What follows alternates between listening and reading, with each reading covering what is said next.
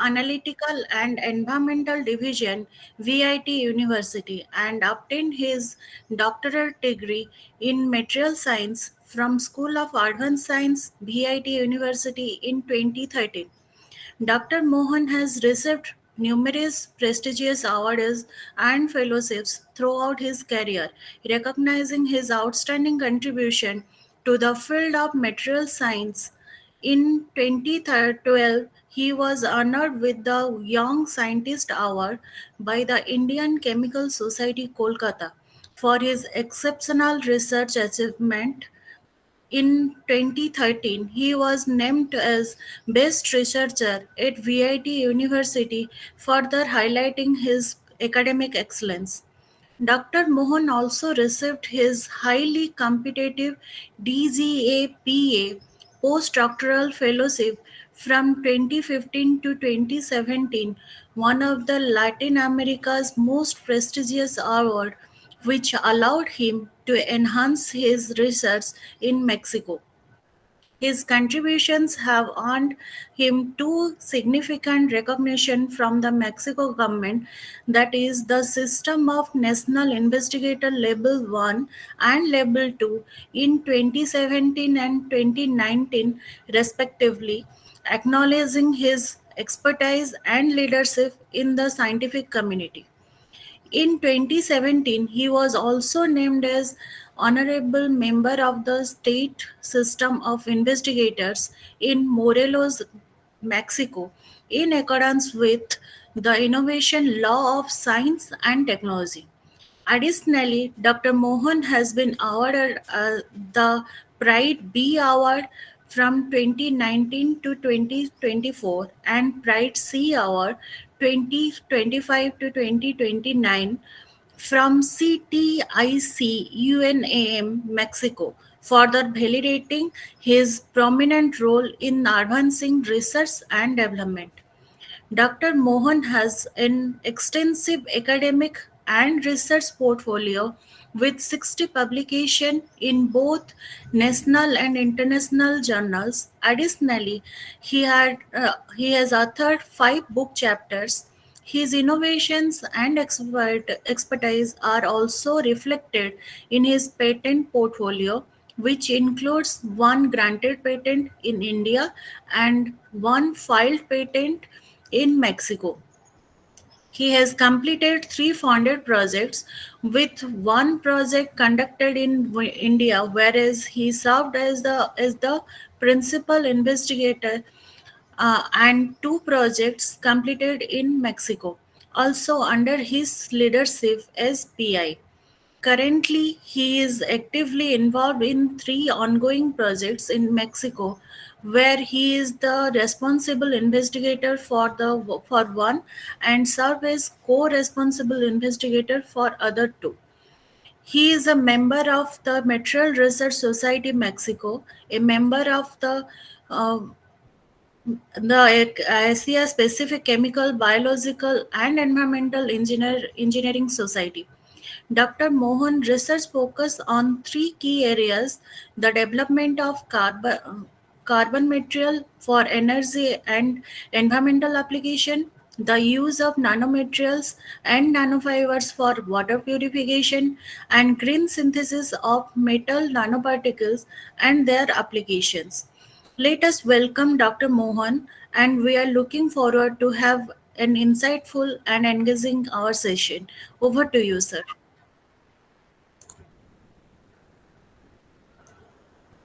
Thank you very much, Nirlipta, for your introduction. Thank you, sir. So, very good morning to all who are listening to my lecture today from India. So, it's late night over here in Mexico. So, we are exactly, I'm speaking from the opposite side of the globe, right? So, you are in the morning and I'm 12 hours before you. So, well, most of the people over here, I hope people are all faculties. And exactly, I don't know the streams of faculties. I hope there are different streams of engineering, sciences, and management, it seems. So that's what I got the information from the persons who are responsible for this FDP.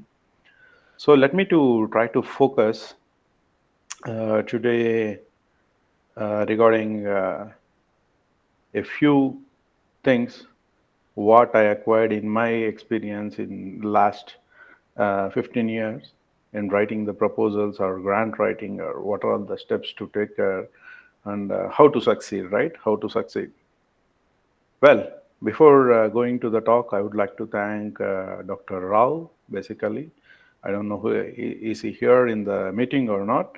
And also Dr. Chandrakanta Sahu is one of my friend who is a key person behind my today's talk, right? So he just requested me to give this talk and I accepted even it is an untime for me in Mexico.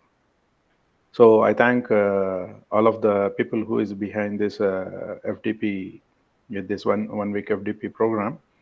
So let me to start sharing my screen, and please let me know whether you can able to see.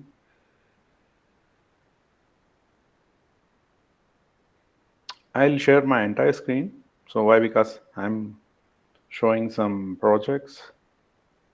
Uh,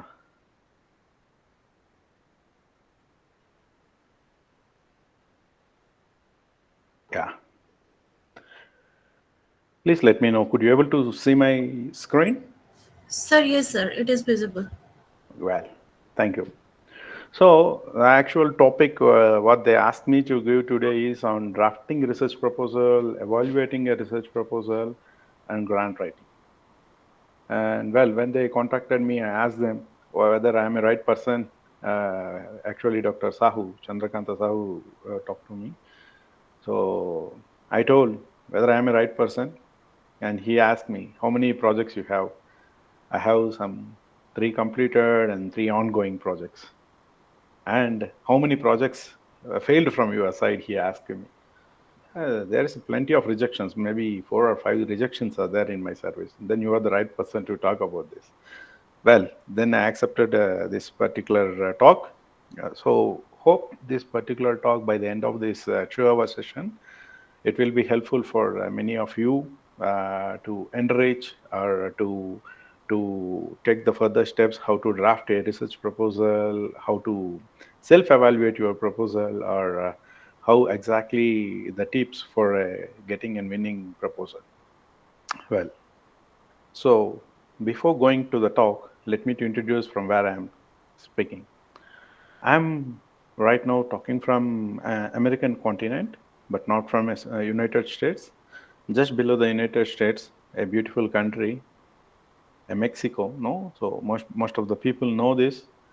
And from Mexico, in the central part of the Mexico, they're located our very huge campus of UNAM, National Autonomous University of Mexico.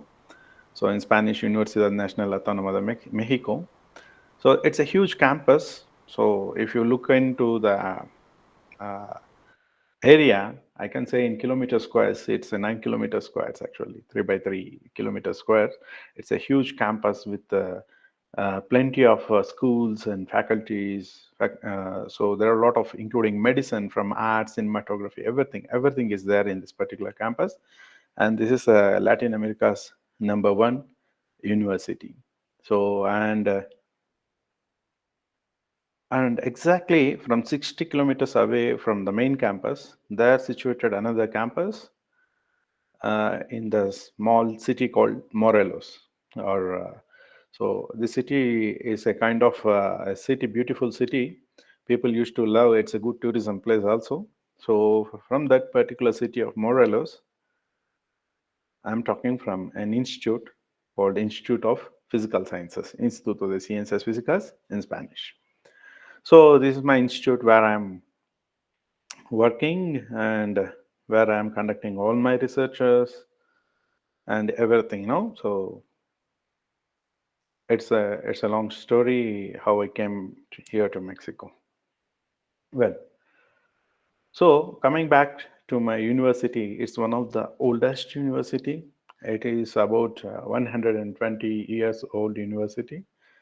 And if you look into the professors, I'm sorry for some Spanish words here, but don't worry. And if you look into the number of professors in our university, it's 42,190 professors as per 2023 data. I'm talking now. It may be plus or minus hundreds or 200s. So, and if you look into the students, we have in total of 3,73,340 students as per 2023 data. And if you look into our bachelor degree program, we have 1 lakh plus students. And if you look into our pre-grado and post-grados, like doctorate, masters, and here there is a course called pre-masters also. So we have nearly 2.5 lakh students over there, and we have about 5,000 research scholars in the entire one. And looking at to the into the where we stood in the world rankings, so we are among the top 100 universities as per the QS rankings. We are in 93 in 2024, and now 94, I hope. So that is a we are in the top 100 universities from last 6 or 7 years. Well, and if you look at the today contents, I'm sorry, today contents. So I'm going to talk something regarding the grant writing. As per the schedule, what they given, uh, they asked me to start talking about the abstract, objectives, methodologies, timelines, and budgets. But I'm not going to touch it first. First of all, I'm going to touch the exploring the funding agency and understanding their expectations and understanding their priorities. Let me discuss why I would like to talk regarding these particular points in the first, and later I'll go back to the actual situation of writing the grant. And after looking into the writing of grants, we'll go to the evaluation criteria. And then there's reviewing the successful proposals. I would like to do it at the end of the presentation. I would like to show you one of the personal project which I handled. It's about 2 crores Indian rupees equal worth. So let me to show a few points why this project got success and why it went through. And the getting a funding is a big challenge everywhere in the world. So the getting chances uh, is less than 5%. Among 100 people, only 5 people will get the chances on an average. So we need to be very, very meticulous in writing our proposals. So let me to show some of my proposals. So here, but at the end, reviewing the successful proposals and also analysis of the real examples from various fields. Well, I'm not expert in the various fields. Let me to generalize some field, and let me to discuss in the discussion session. If somebody having a particular question regarding the fields, also let us to discuss when the session is open for discussion. And the most important part of your project is the money, the preparing the budget. So, in my experience, as an evaluator of projects or as an applicant, where I'm seeking the funds, when I'm seeking the funds, I have seen many cases just for bad budget proposals, how the project is being rejected. No, that's one of the important study. We are supposed to be very careful with this particular budget thing. And finally, the most important thing, we never know our mistakes, right? Whenever we write a proposal, we feel, yeah, this is good. But well, from reviewer point of view, or from a funder point of view, or from bureaucrats point of view, or from the industrial funders point of view, what are all the mistakes that you people unknowingly do in your proposals? Let us discuss all those common mistakes in the grant writing. Well, so let me to start today with the exploring funding agencies and understanding their expectations. So whenever I am talking to general audience from India, if I ask them, well, what are the funding agencies you are looking for? They immediately start from DST, UGC, and rarely they'll go for National Science Foundation, blah blah blah.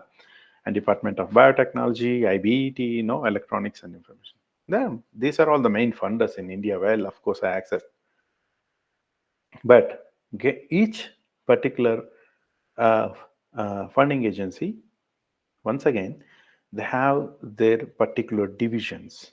Well, for example, for this particular presentation, to make sure about the exploring the funding agency and understanding their expectations, just I googled what is the current projects or current proposals which is there on the DST site, no, Department of Science and Technology India. So if you look at into the site, there are some 5 projects or 6 projects, active projects, and there is a project. There are 5 projects, active projects, and a scheme is open throughout the year. Well, it is very, very important if a faculty or an employee or whatever it is, if they are seeking to get the funds from certain particular funding agencies, they should be very keen about the call fors, where they can get the information about the particular funds. So, for example, let's see here, as I told you, the DST is having several divisions. Well, so here you can see clearly this division is climate, energy, and sustainable technology. They deals only with these 3 subjects: climate, energy, and sustainable technology.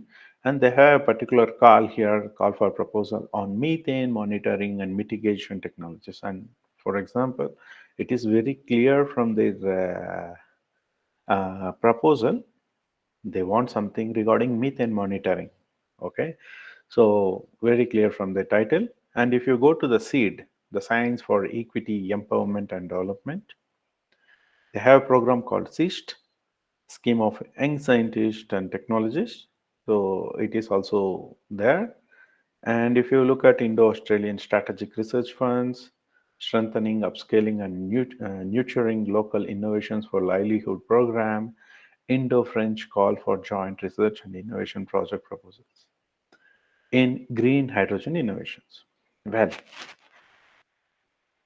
if you are correctly noticing this particular page, out of 5 calls,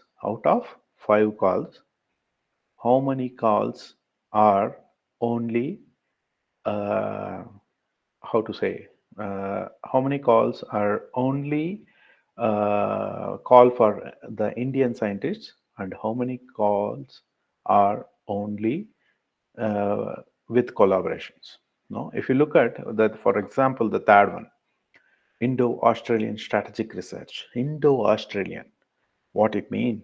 No, you are supposed to collaborate with one of the institutes or some other industries based on Australia, and you are supposed to be performing in collaboration, Indian scientists with Australian scientists.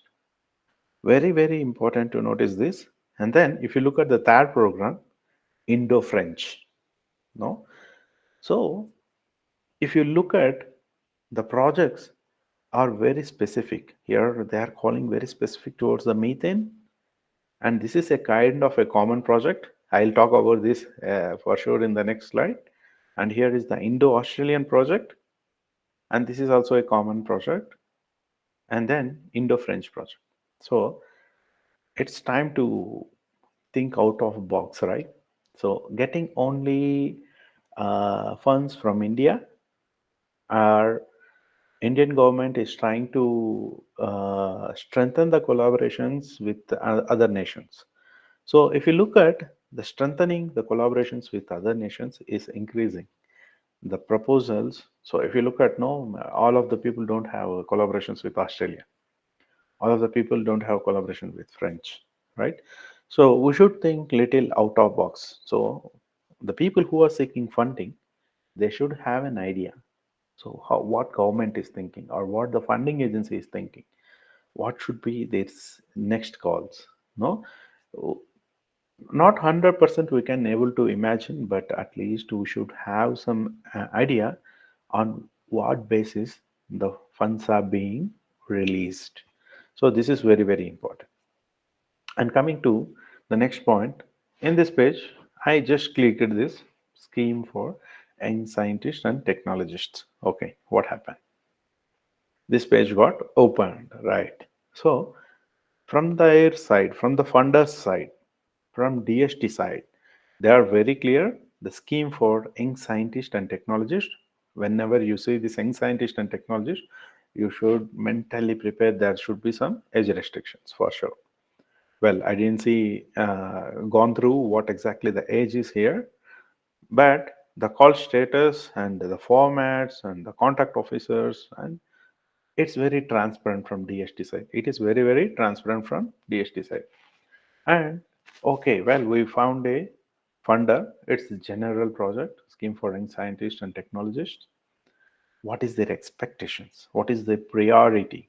No, if you click this particular program, you can able to see this scheme for young scientists and technologists program FDST aims to motivate and nurture young scientists and technologists who have adequate background and training in the fields of science and technology. And this particular project aimed to SNT, science and technology, and inclined to undertake application oriented, socially relevant research projects. Now, you should read each and every word what is written in the program.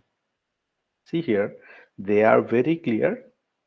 The science and technology projects which are inclined to undertake application oriented, socially relevant research projects.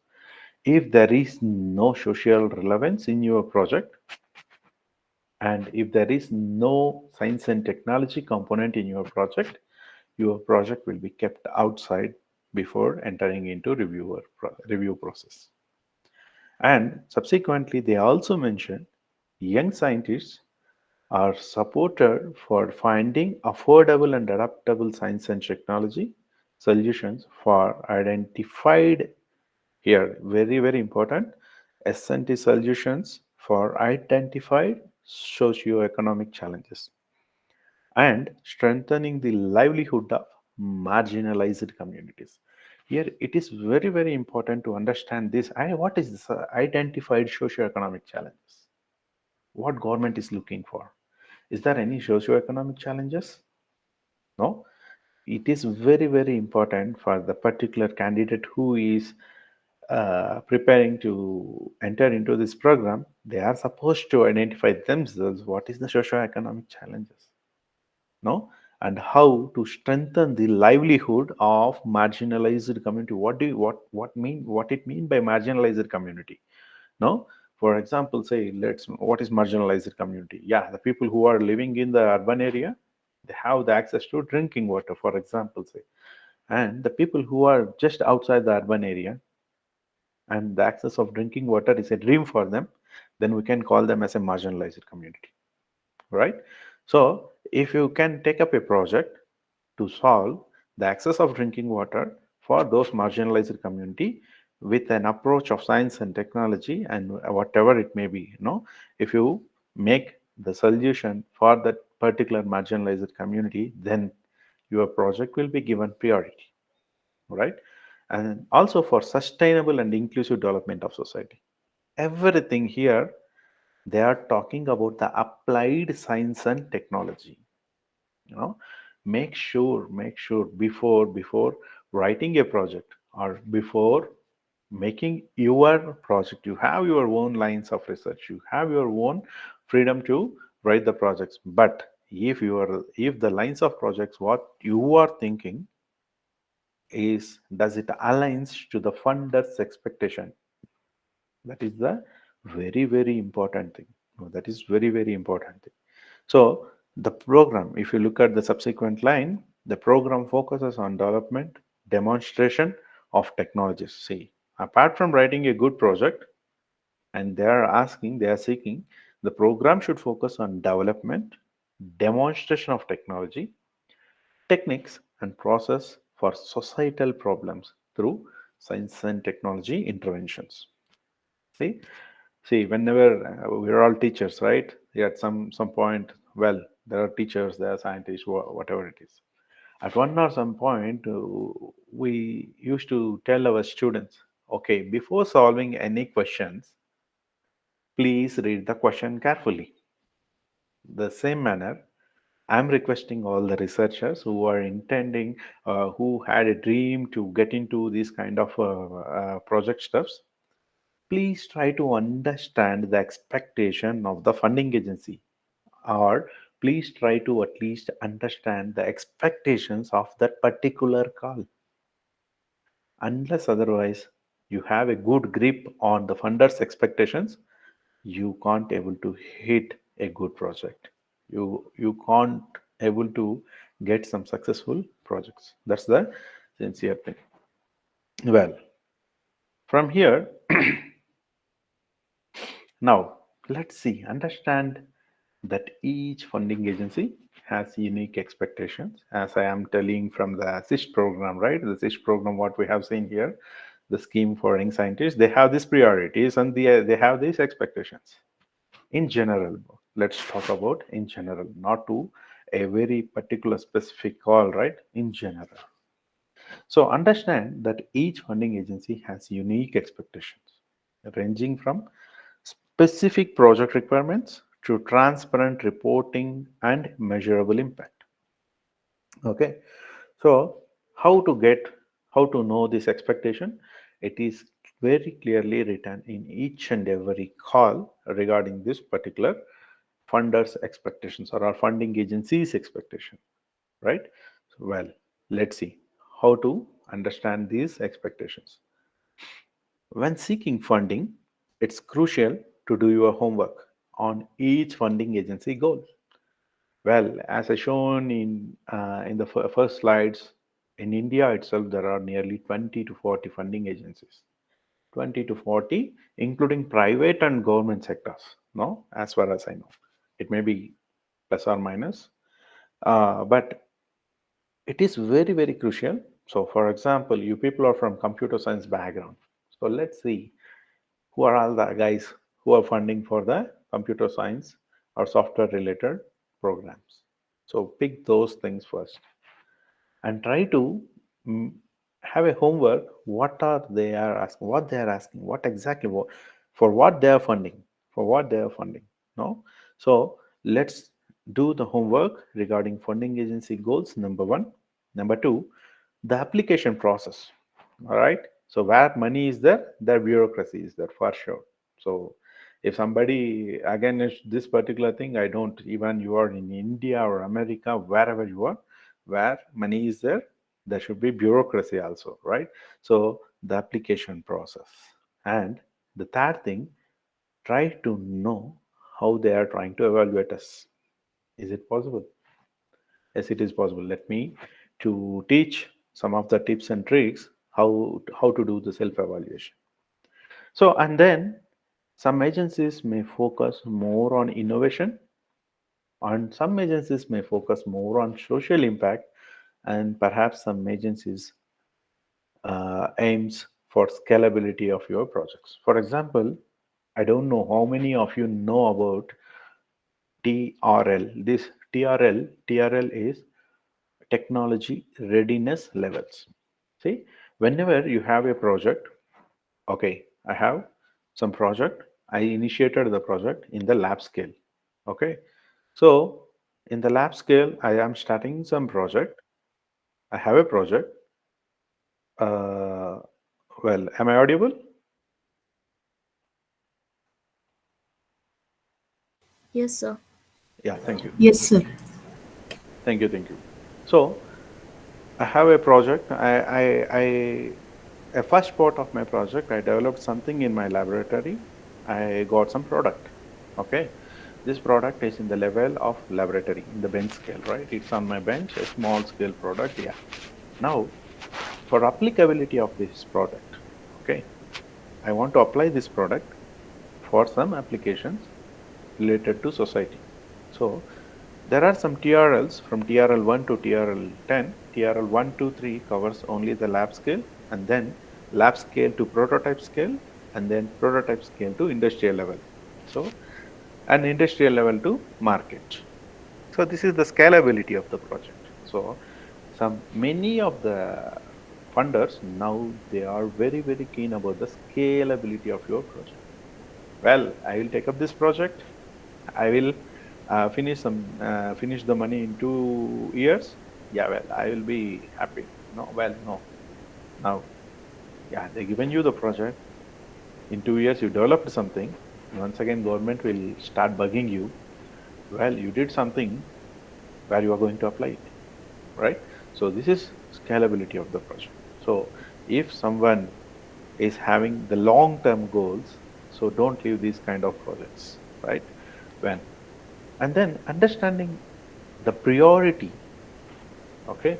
So understanding what they prioritize allows you to craft your proposal. If you understand the funders' priority, you can make your proposal according to the funders' priority. So where the point stands, you should understand the priorities of the funder. Okay, so understand what they prioritize, allow you to craft the proposal that align with their interests and increase your chances of success. This is another very, very important point. And the next one is tailoring your proposal to meet their specific expectation. Also involves paying attention to the required documentation, what I call as bureaucratic process, reporting standards, and any guidelines on budgeting or deliverables. Each and every funding agency having their own formatting style, and nobody understand why they want in that particular formats. The experts who is sitting over the chair, they need in that particular formats. Let's do it. No other chance. Why? Because we are the one seeking the money, and they are the one who are giving the money. So this is unavoidable bureaucracy. And then the more you demonstrate that you understand their objectives of whom? Objectives of funders. If you demonstrate that you understand the objectives of the funders and how your projects fits within them, the stronger your proposal will be. Okay, so this particular slide dedicated to understand their expectations and priorities before starting writing your proposal. So that's the reason I didn't start with how to write a proposal. I start with understanding the expectations of the funding agency. So, or exploring a particular funding agency that fits your lines of research and that meets their objectives also. So, this is very, very important. Well, now, uh, I'm extremely sorry. Something is missing in my full screen actually. Let me do escape from here. And well, it is not appearing here. Well, there are some headings. Uh, yeah, maybe system to system change. That's the problem. Not an issue. Not an issue. So, what should you do before starting writing? Thoroughly research potential funding agencies. Look for organization whose mission and priorities align with your project goals. You have a project? Yeah, well, my lines of research is on energy and environment, or my lines of research is on management, or my lines of research is on policy making. Okay, well, whatever, no, whatever your lines of research, first try to look for the organization who are willing to fund your research projects. Then review publicly available information. Okay, and well, if you look at, you are supposed to review the publicly available information.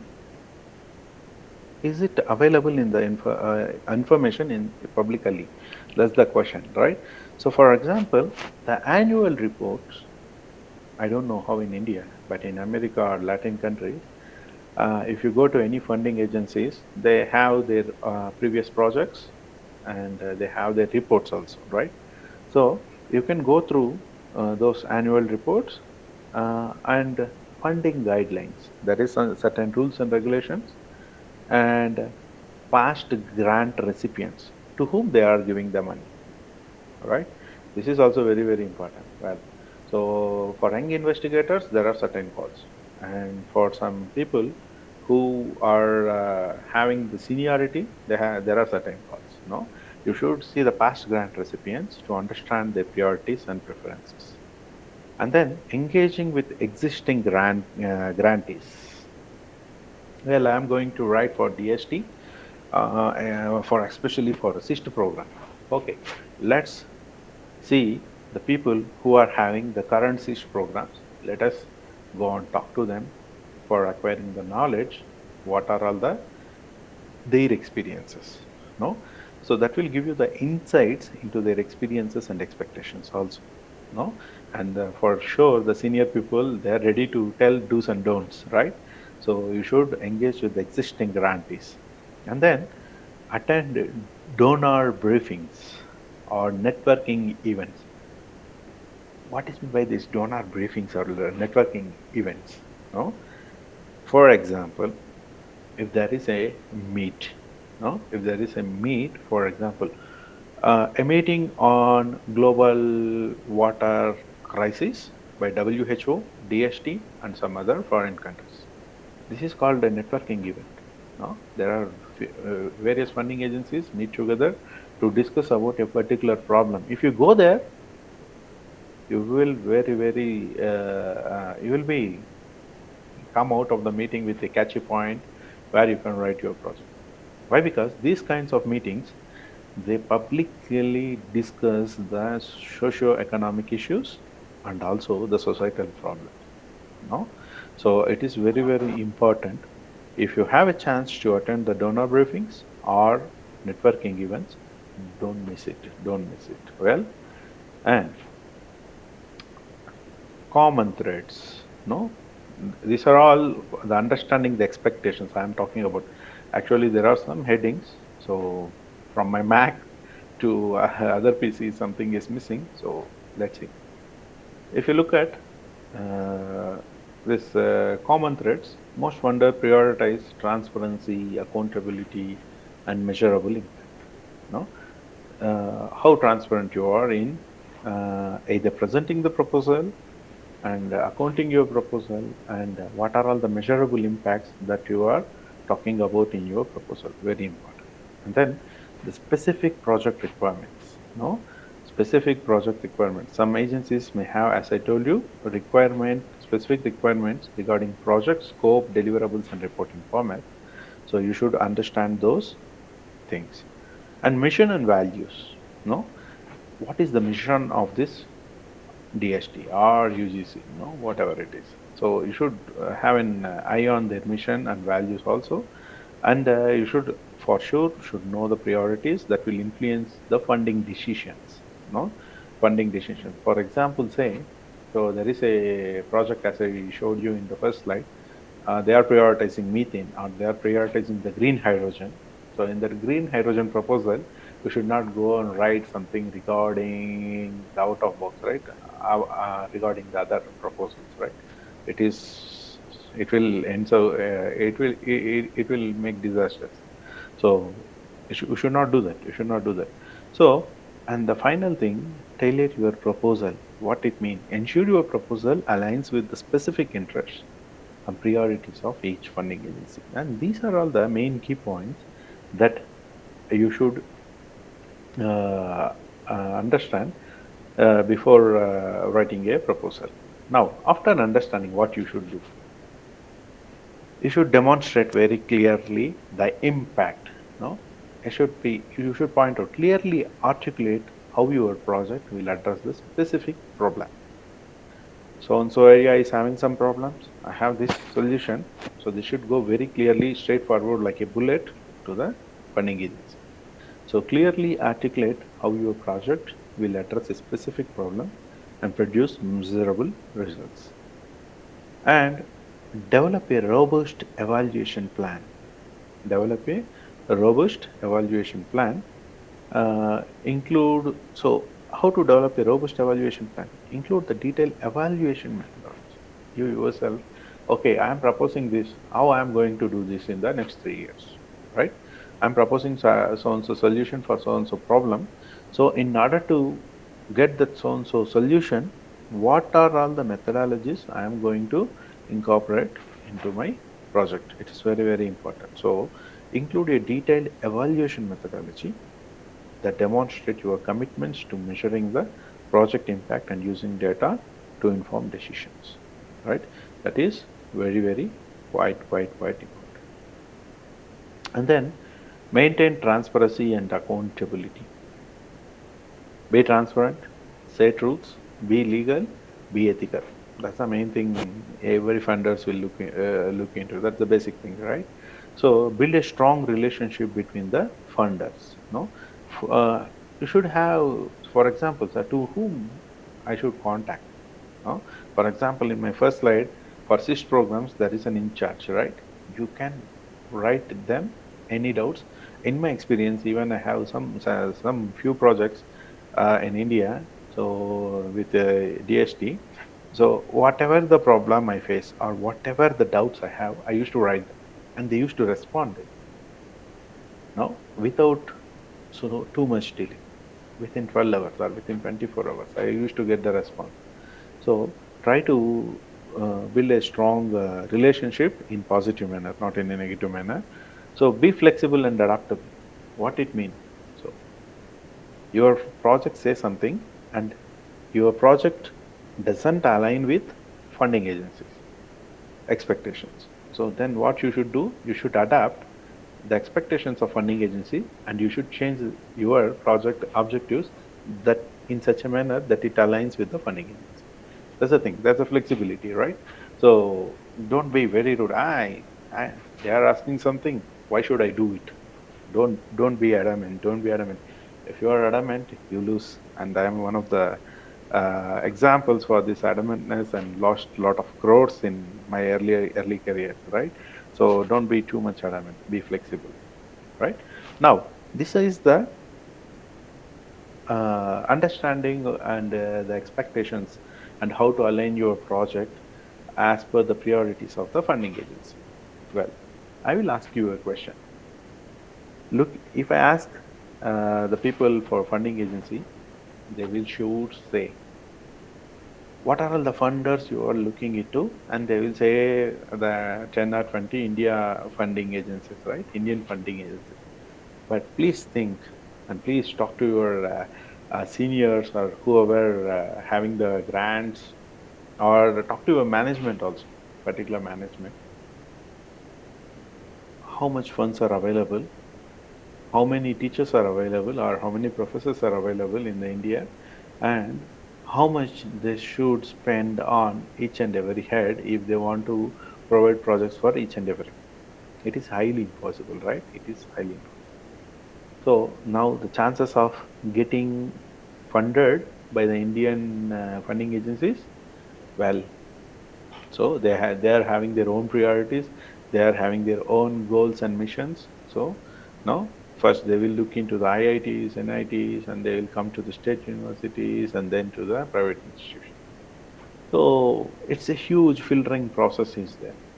Now, now whenever I meet my Indian colleagues or Indian friends, hey, how is your things going on? So what are the projects you are having?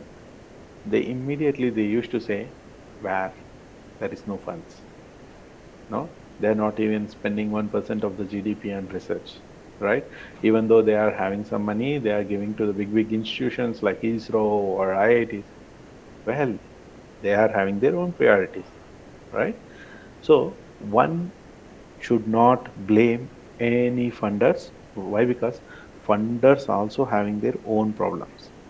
So in this scenario, what you are supposed to do is this: funding outside the country. No, think big, think out of box, right?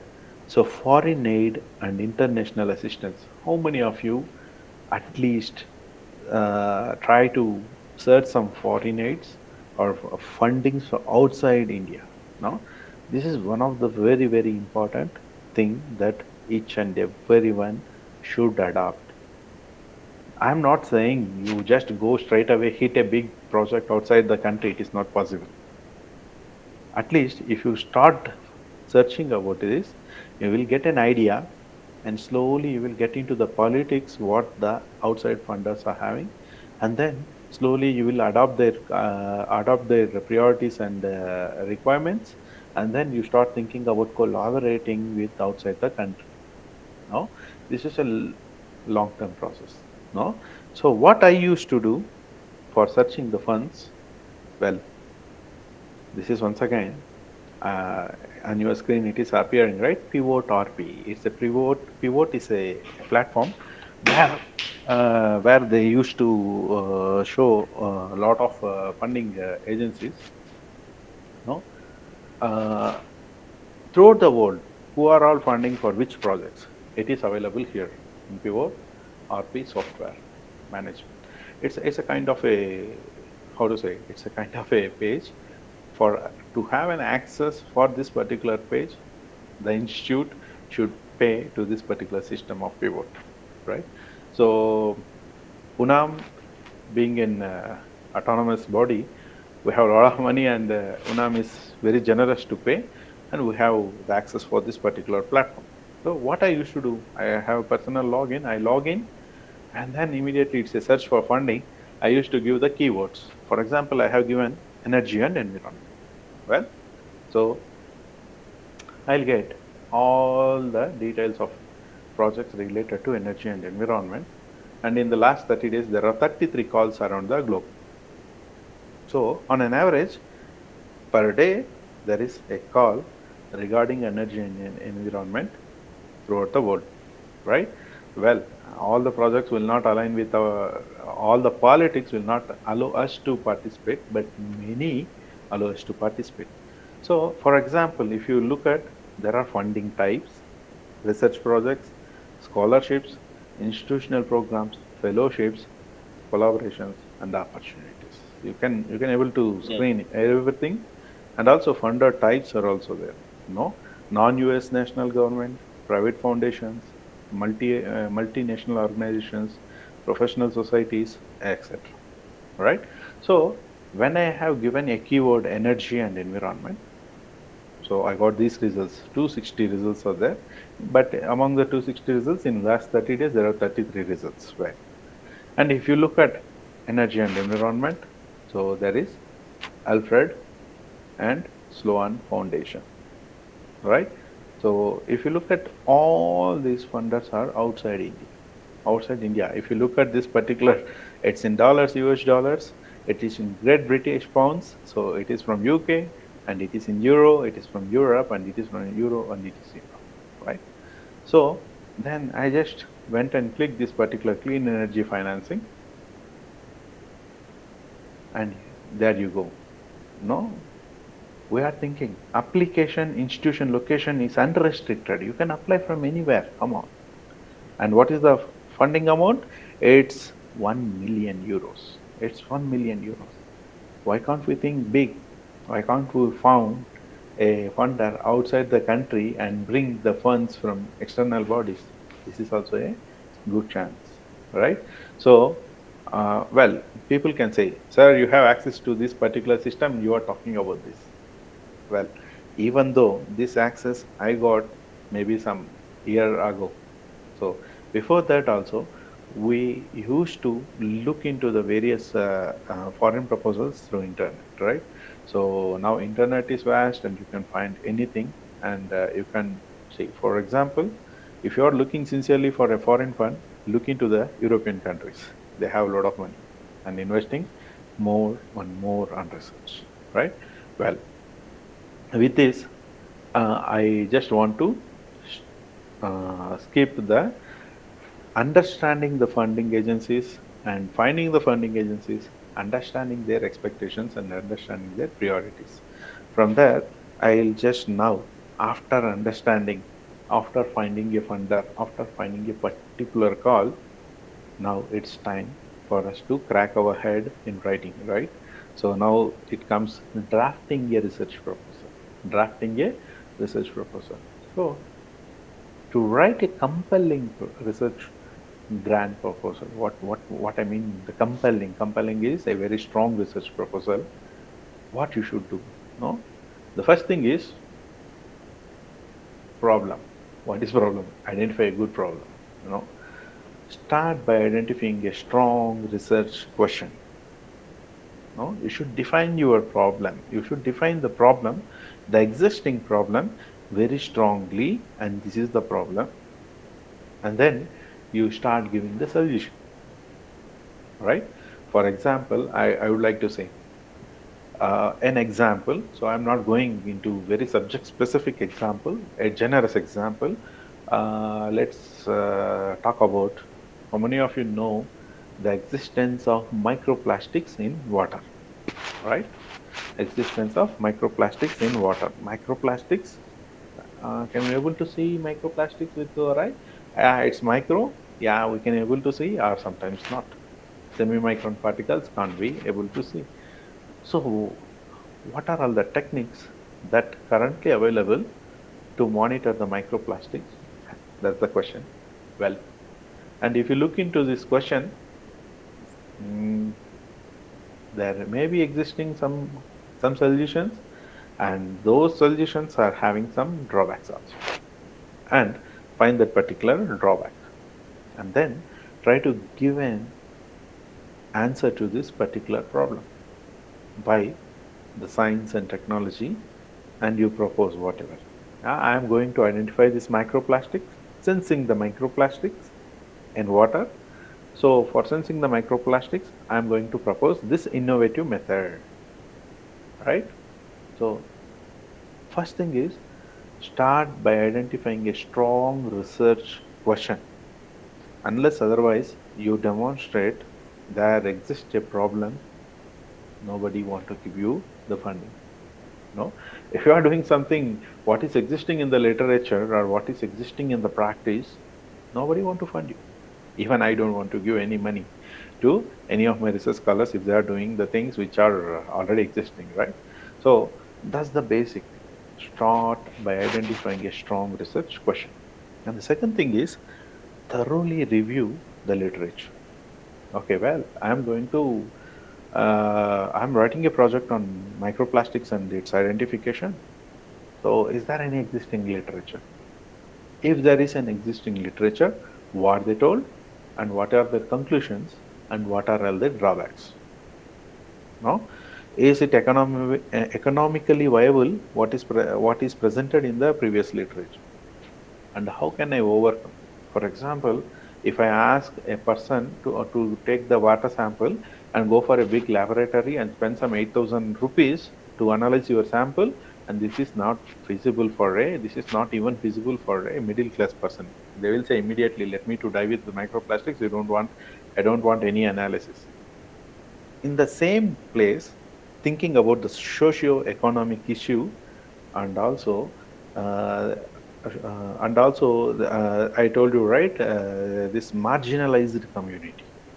So what you should do, you should give a sustainable solution with cost effectiveness for identifying the same microplastics. When you How you can do this, you once you have a thorough literature review in your hand, and if you identify what are all the cost breakups for the current solutions and how you can overcome the cost effectiveness with the current and the in your proposed proposal, how you can able to adjust this particular cost effectiveness. So this thorough literature will give you n number of ideas to put the stronger points into your proposal. Okay, so and then after literature review, develop a very sound methodology. For what? For the problem you proposed. No, for example, here I am proposing a problem of microplastics and identification. Then I will uh, give a sound methodology how I am going to solve this, right?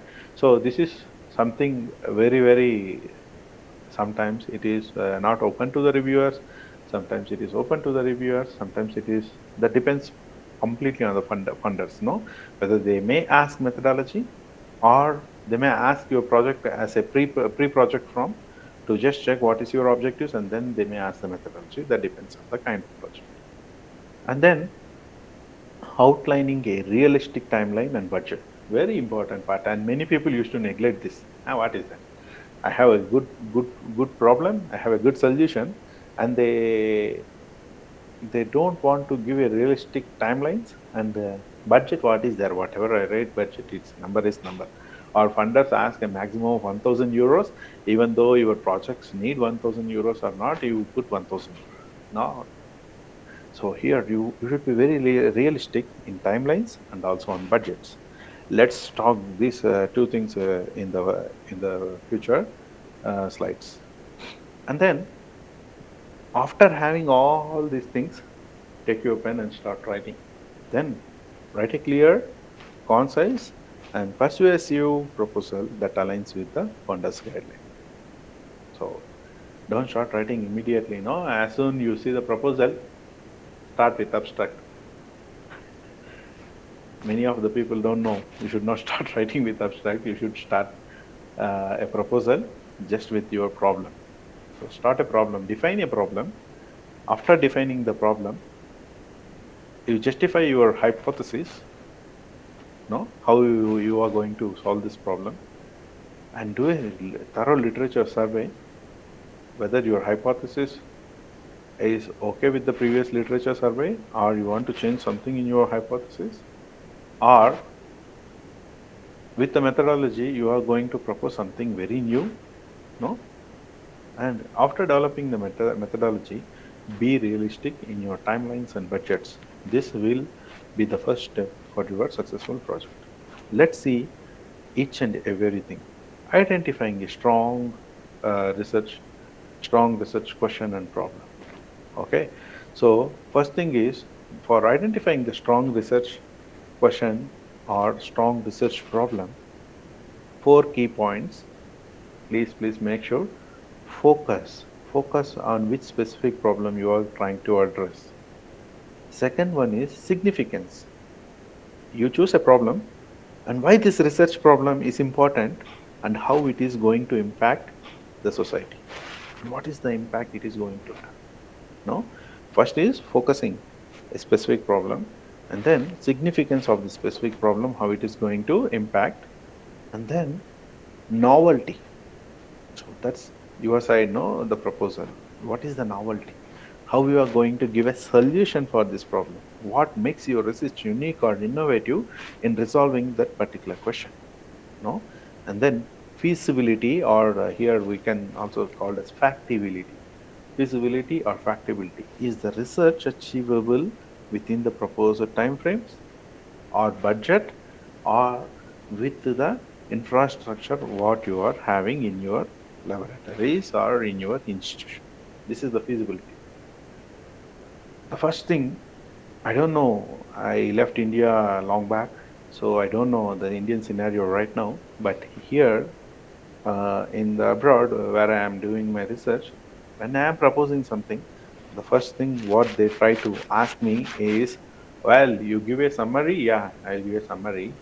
Yeah, well, I used to write it last. The summary means the abstract.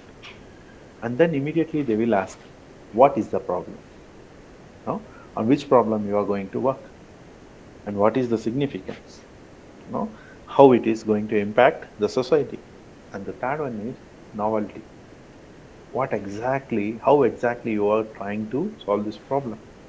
And the fourth one is factability. Yeah, you are proposing these many things, whether it is possible at your institute with the facility and the manpower what you are having with you, or the proposed manpower, is it possible to finish the particular project in that particular time frame and with the particular budget you are asking, right? This is the key points. So identify first the strong research question, and then conduct a thorough literature review. For conducting the thorough literature review, I have seen in your schedules, previous schedules, there are some talks on how to do a literature review. But during the literature review, what you are supposed to do the background check, provide the context and demonstrate your understanding of the existing knowledge in the field. Right? So I am proposing microplastics, for example. I am saying microplastics identification, do a thorough literature check. What is the literature that is existing for microplastics, and what are all the solutions? No, it is existing in the literature, and you should demonstrate that particular understandings in your proposal. So they will ask in introduction or background. No, you are supposed to write all those things there. You should demonstrate over there. Well, I have a current grip on state of art, what is happening in the current decade regarding the microplastics. So I'm very sound in that. You should demonstrate it in your writing.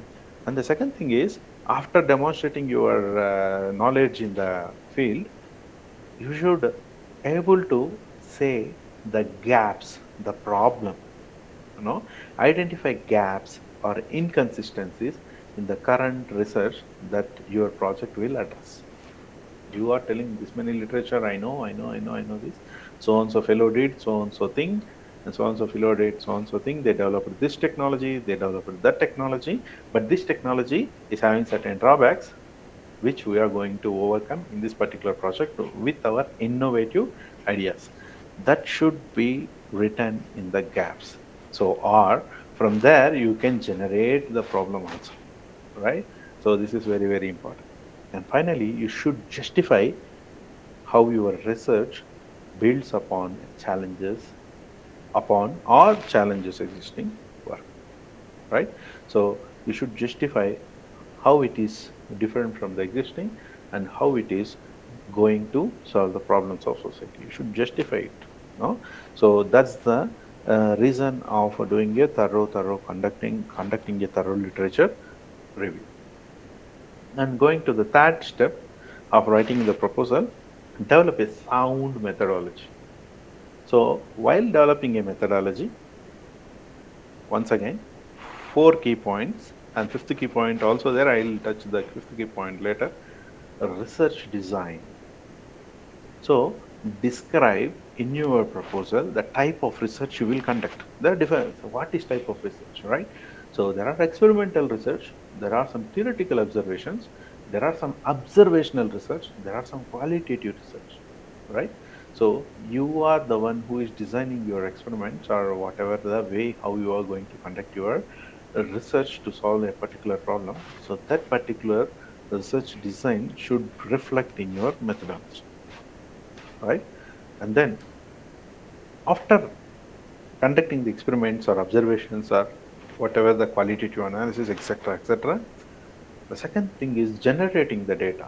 And in this data collection, so you are supposed to demonstrate, right? Whatever the field it is, irrespective of whatever the field, there is some data generation, some new knowledge is going to generate out of that observations.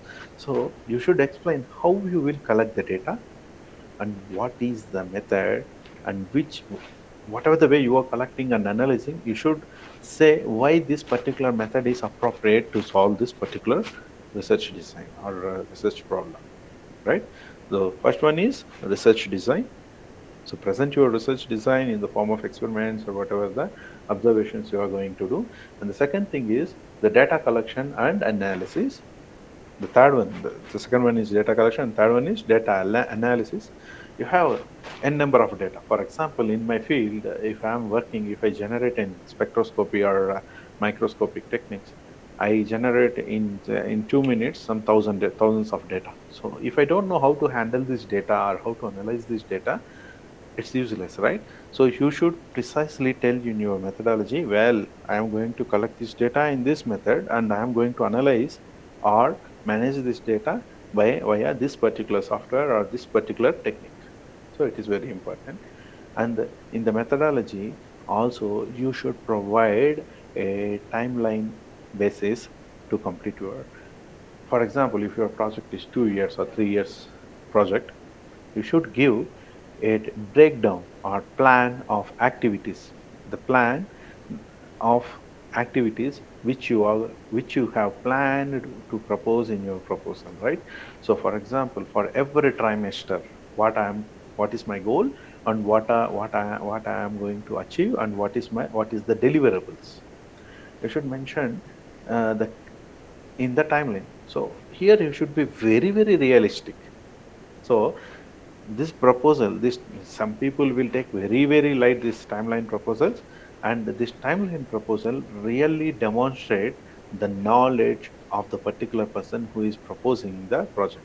So your project is for sure going to an expert for the revision or review.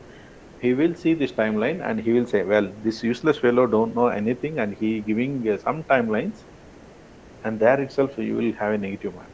right? So that giving the particular timeline. So here I mentioned a word, realistic timeline for completing the research, very very important. And finally, after doing all these things, the budget. You should think about the budget, justify the budget requested, include the personnel, include the equipment, include the supplies, include the travel. Here I love to give some tips and techniques which I have learned from my ex boss who is no more with us. So actually, he taught me a lot about this budgeting stuff. So I would like to share the experiences what I acquired from my previous bosses and our senior colleagues. So I will do this in the budget thing, right? Well, after having all these things, right, where we started with identify a strong research question, conduct the thorough literature review, and develop a sound methodology.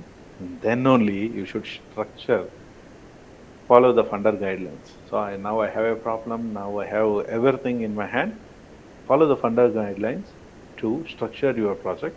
First thing, they have the specific requirement.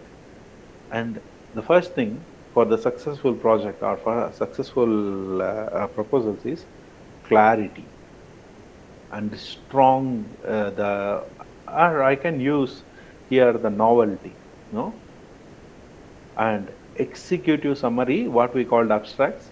So where they are writing executive summary after doing all the surveys, literature reviews, after writing literature reviews, generating the problem, generating the solution, generating the methodology, and then finally they are coming to write the executive summary, which is also called abstract, which should be very concise summary of your proposal, highlighting the key points and the significance of your research.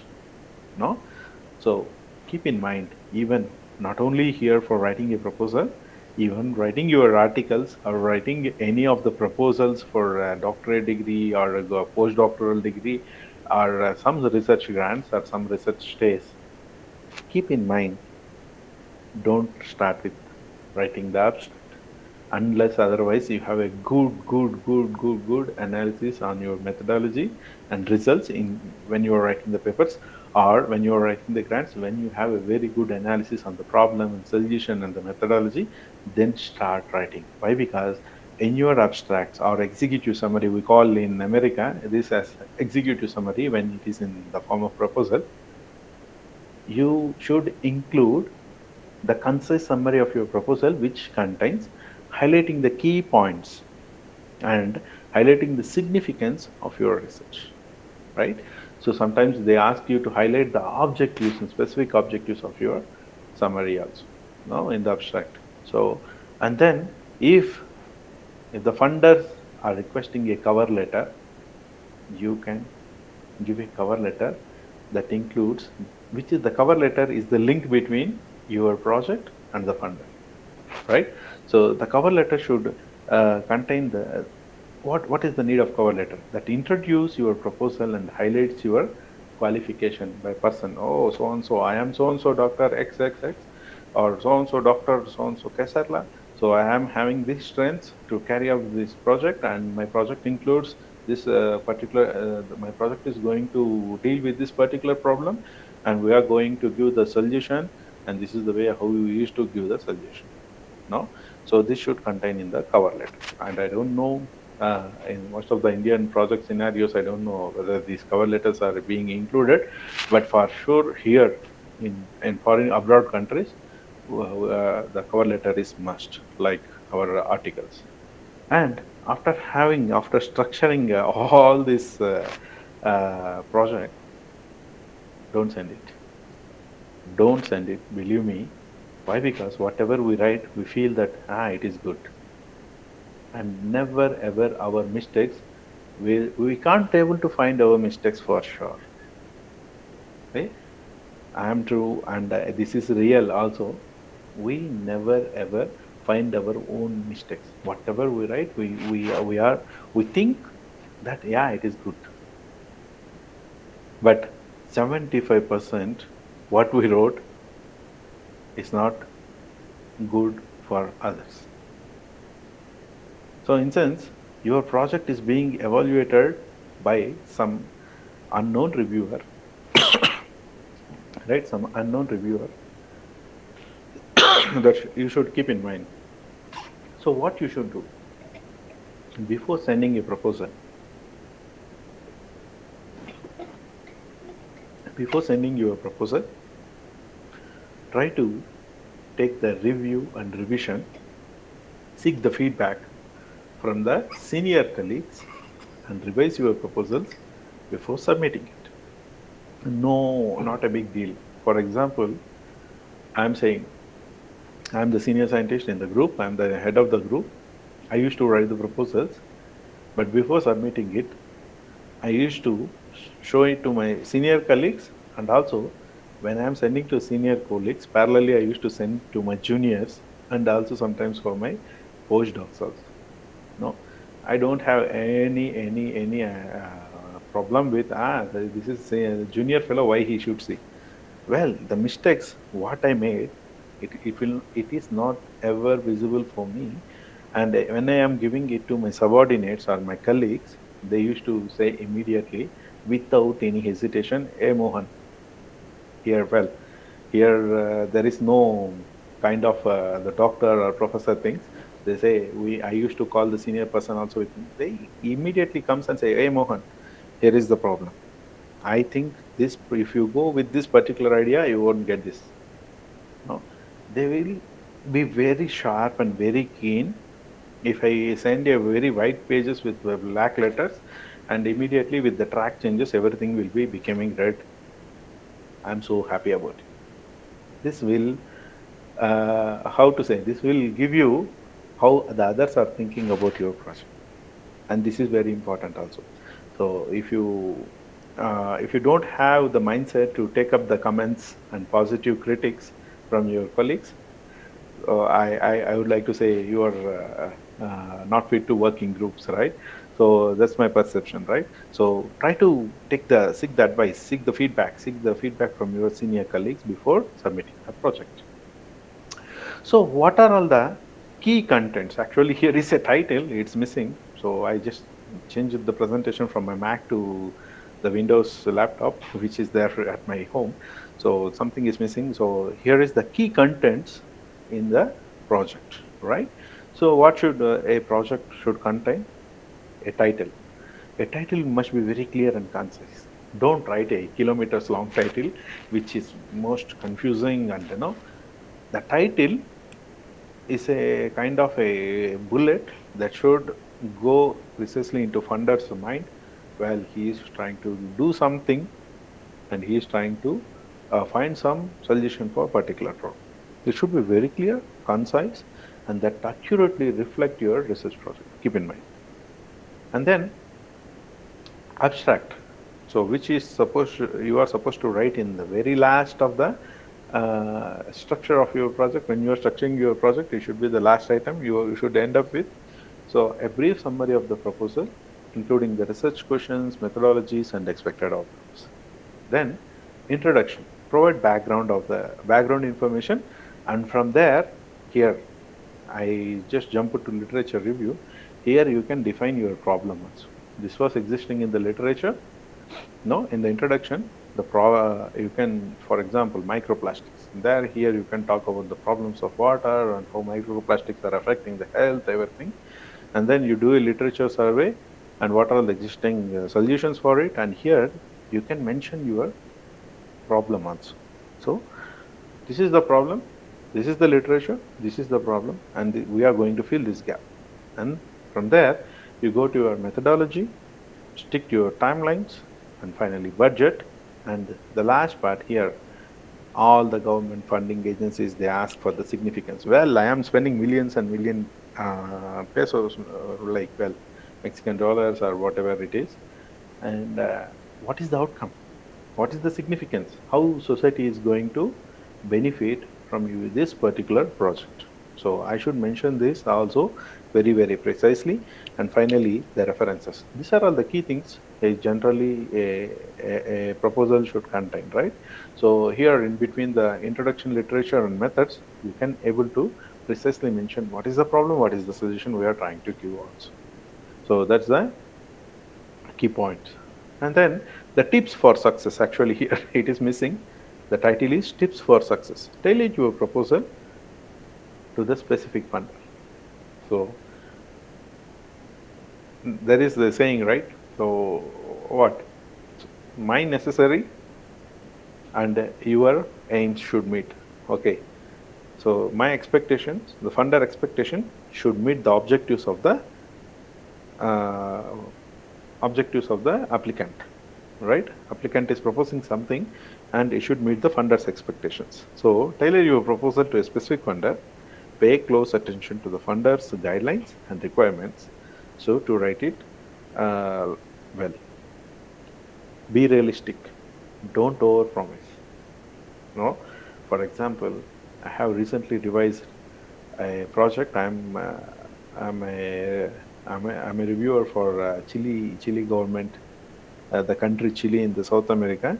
For the Chile government, I am an external reviewer for their funding projects.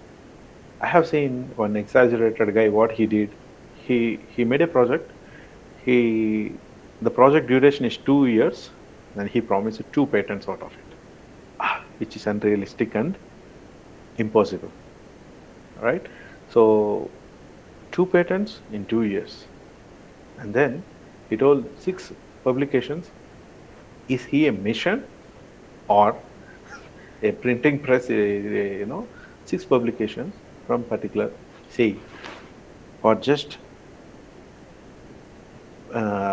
doing the experiments, getting the solution itself is a time-taking process, and whatever the observations you have, the scientific writing is a special art. It itself required some 2 3 months. No, for every 3 months he is promising an article, and which is highly. So don't make over promises. This will create a negative impact. Be realistic. Be realistic. You talk. See, after 2 years of this, also I may not end up with a publication, but I will try to have some couple of publications. Yeah, that is sufficient. In these 2 years, I will graduate one undergraduate student and one postgraduate student. That is realistic. In 2 years duration, I will graduate three PhD students. It is highly unrealistic. Be realistic. Okay, so be organized. Present your proposal in a clear and logical manner. Don't miss anywhere the logic and continuity of your project. Proofread carefully, seek the feedback, seek the feedback, seek the feedback. Very, very important. So, as I told you, your mistakes will not appear to your eyes, but your mistakes is very, very easy for us to identify. Whenever, okay, now I am doing the multiple jobs like editor of such a particular journal and reviewer of several journals and revisor of some projects. Whenever I open a document, the first thing what I find is the mistakes. So seek the feedback from the senior colleagues and also from junior colleagues. Sometimes junior colleagues are stupid, but from out of stupidity we can find the solutions also. There is a good experience from my laboratory, but well, it won't work all the time. But seeking an feedback from the senior colleagues is very, very useful. Well, so these are all the key tips. Actually, this title is missing. I am sorry for this. These are all the key tips for your successful projects. No? So now, how research grant proposals are being evaluated? No? So what we did so far. So in this, I completed 1 hour 15 minutes almost.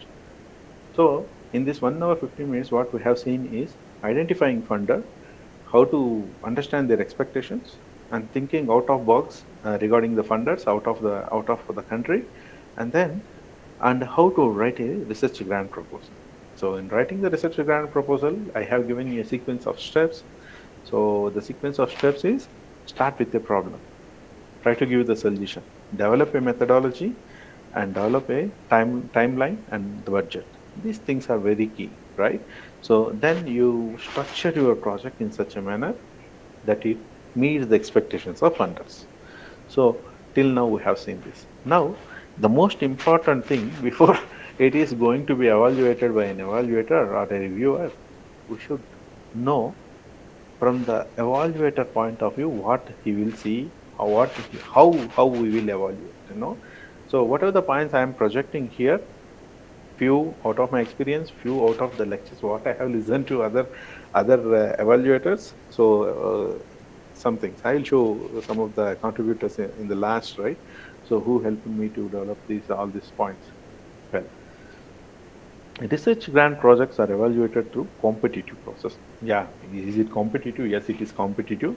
The chance of winning is 2 to 5% only. So out of 100 projects proposals, we will grant only 2 to 5 proposals, often involving peer review, where experts assess proposals based on established criteria like significance, innovation, approach, investigator expertise. Here comes the bureaucratic part. Well, so I have 10 out of 100 proposals. I choose 10 proposals. They are good. Okay. Now, out of 10 proposals, I have only money for 5 proposals to fund, and I am just supposed to pick out other 5 proposals. Here comes, well, let's see. The investigator is proposing something on microplastics, whether this investigator is having expertise in microplastics or not. Even though sometimes the proposals are good, because of the lack of expertise or because of the lack of his previous publications or previous knowledge on this particular project, we used to reject the projects. No, so this is happening. Sometimes it is not that great also, or sometimes it is how to say, from our point of view, the confidence what you are going to build is very much important to fund us, right? Fund you people, right? So it is out of our hands. That's how the funders used to evaluate. And the factability, a very good project, but this poor guy is working in a private engineering college where there is no infrastructure. He written well, he pointed out he addressed the problem well, he had an innovation technology to overcome these problems, and it meets all the criteria of the funders. But the funder is sitting in an institute where there is no infrastructure to execute this project, and we will say sorry, no. And this is another problematic part, aiming to ensure the quality and impact. So these are all the key points, you know, we observe. Let's start. In the competitive process and the peer review, research grant applications are highly competitive with only a small percentage typically receive fundings. It is well known to every researcher. So funding agencies rely on external peer reviewers for sure. So I am having a funding agency. I receive hundreds of applications, but I don't have time to revise hundreds of applications. So what I used to do, I used to search for an external peer reviews. So it each and every project will be sent here in Latin America to nearly 3 experts, no, three blindfold peer reviewers, and experts in the relevant fields to assess the proposal. So sometimes organizations use the international peer reviewing system also. Why? Because, for example, I am a big scientific fellow. I'm proposing something. So in my field, I know each and every fellow in the country, right? So here, what will happen? There will be a conflict of interest. By seeing the name, so and so doctor, he's a big professor. Let's okay, approve his project. No, no, no, no. This is not the case. So here comes into act, if the funders think, they will send to the international review evaluators to reduce the potential conflict of interest. And then independent assessment. Evaluators independently assess each proposal, providing a detailed feedback and strengths and weaknesses. So this is in each and every proposal it is happening. So evaluation criteria. So what is the criteria includes? The significance. Once again, the same thing. Whatever we have seen the expectations of the funders, the same thing will reflect in the evaluation criteria. Whether it is significant, whether it aligns with our expectations, yes or no. Innovative. There is a question for reviewers when we are evaluating the project. Okay, is this project is innovative? Does it create a new knowledge in the particular field? Yes or no? If yes, what is your comment? If no, what is your comment?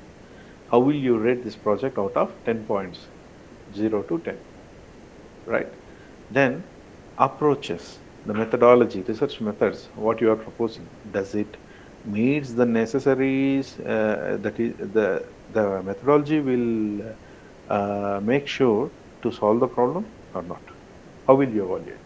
These are the questions for us, for evaluators and investigators. This is very, very important.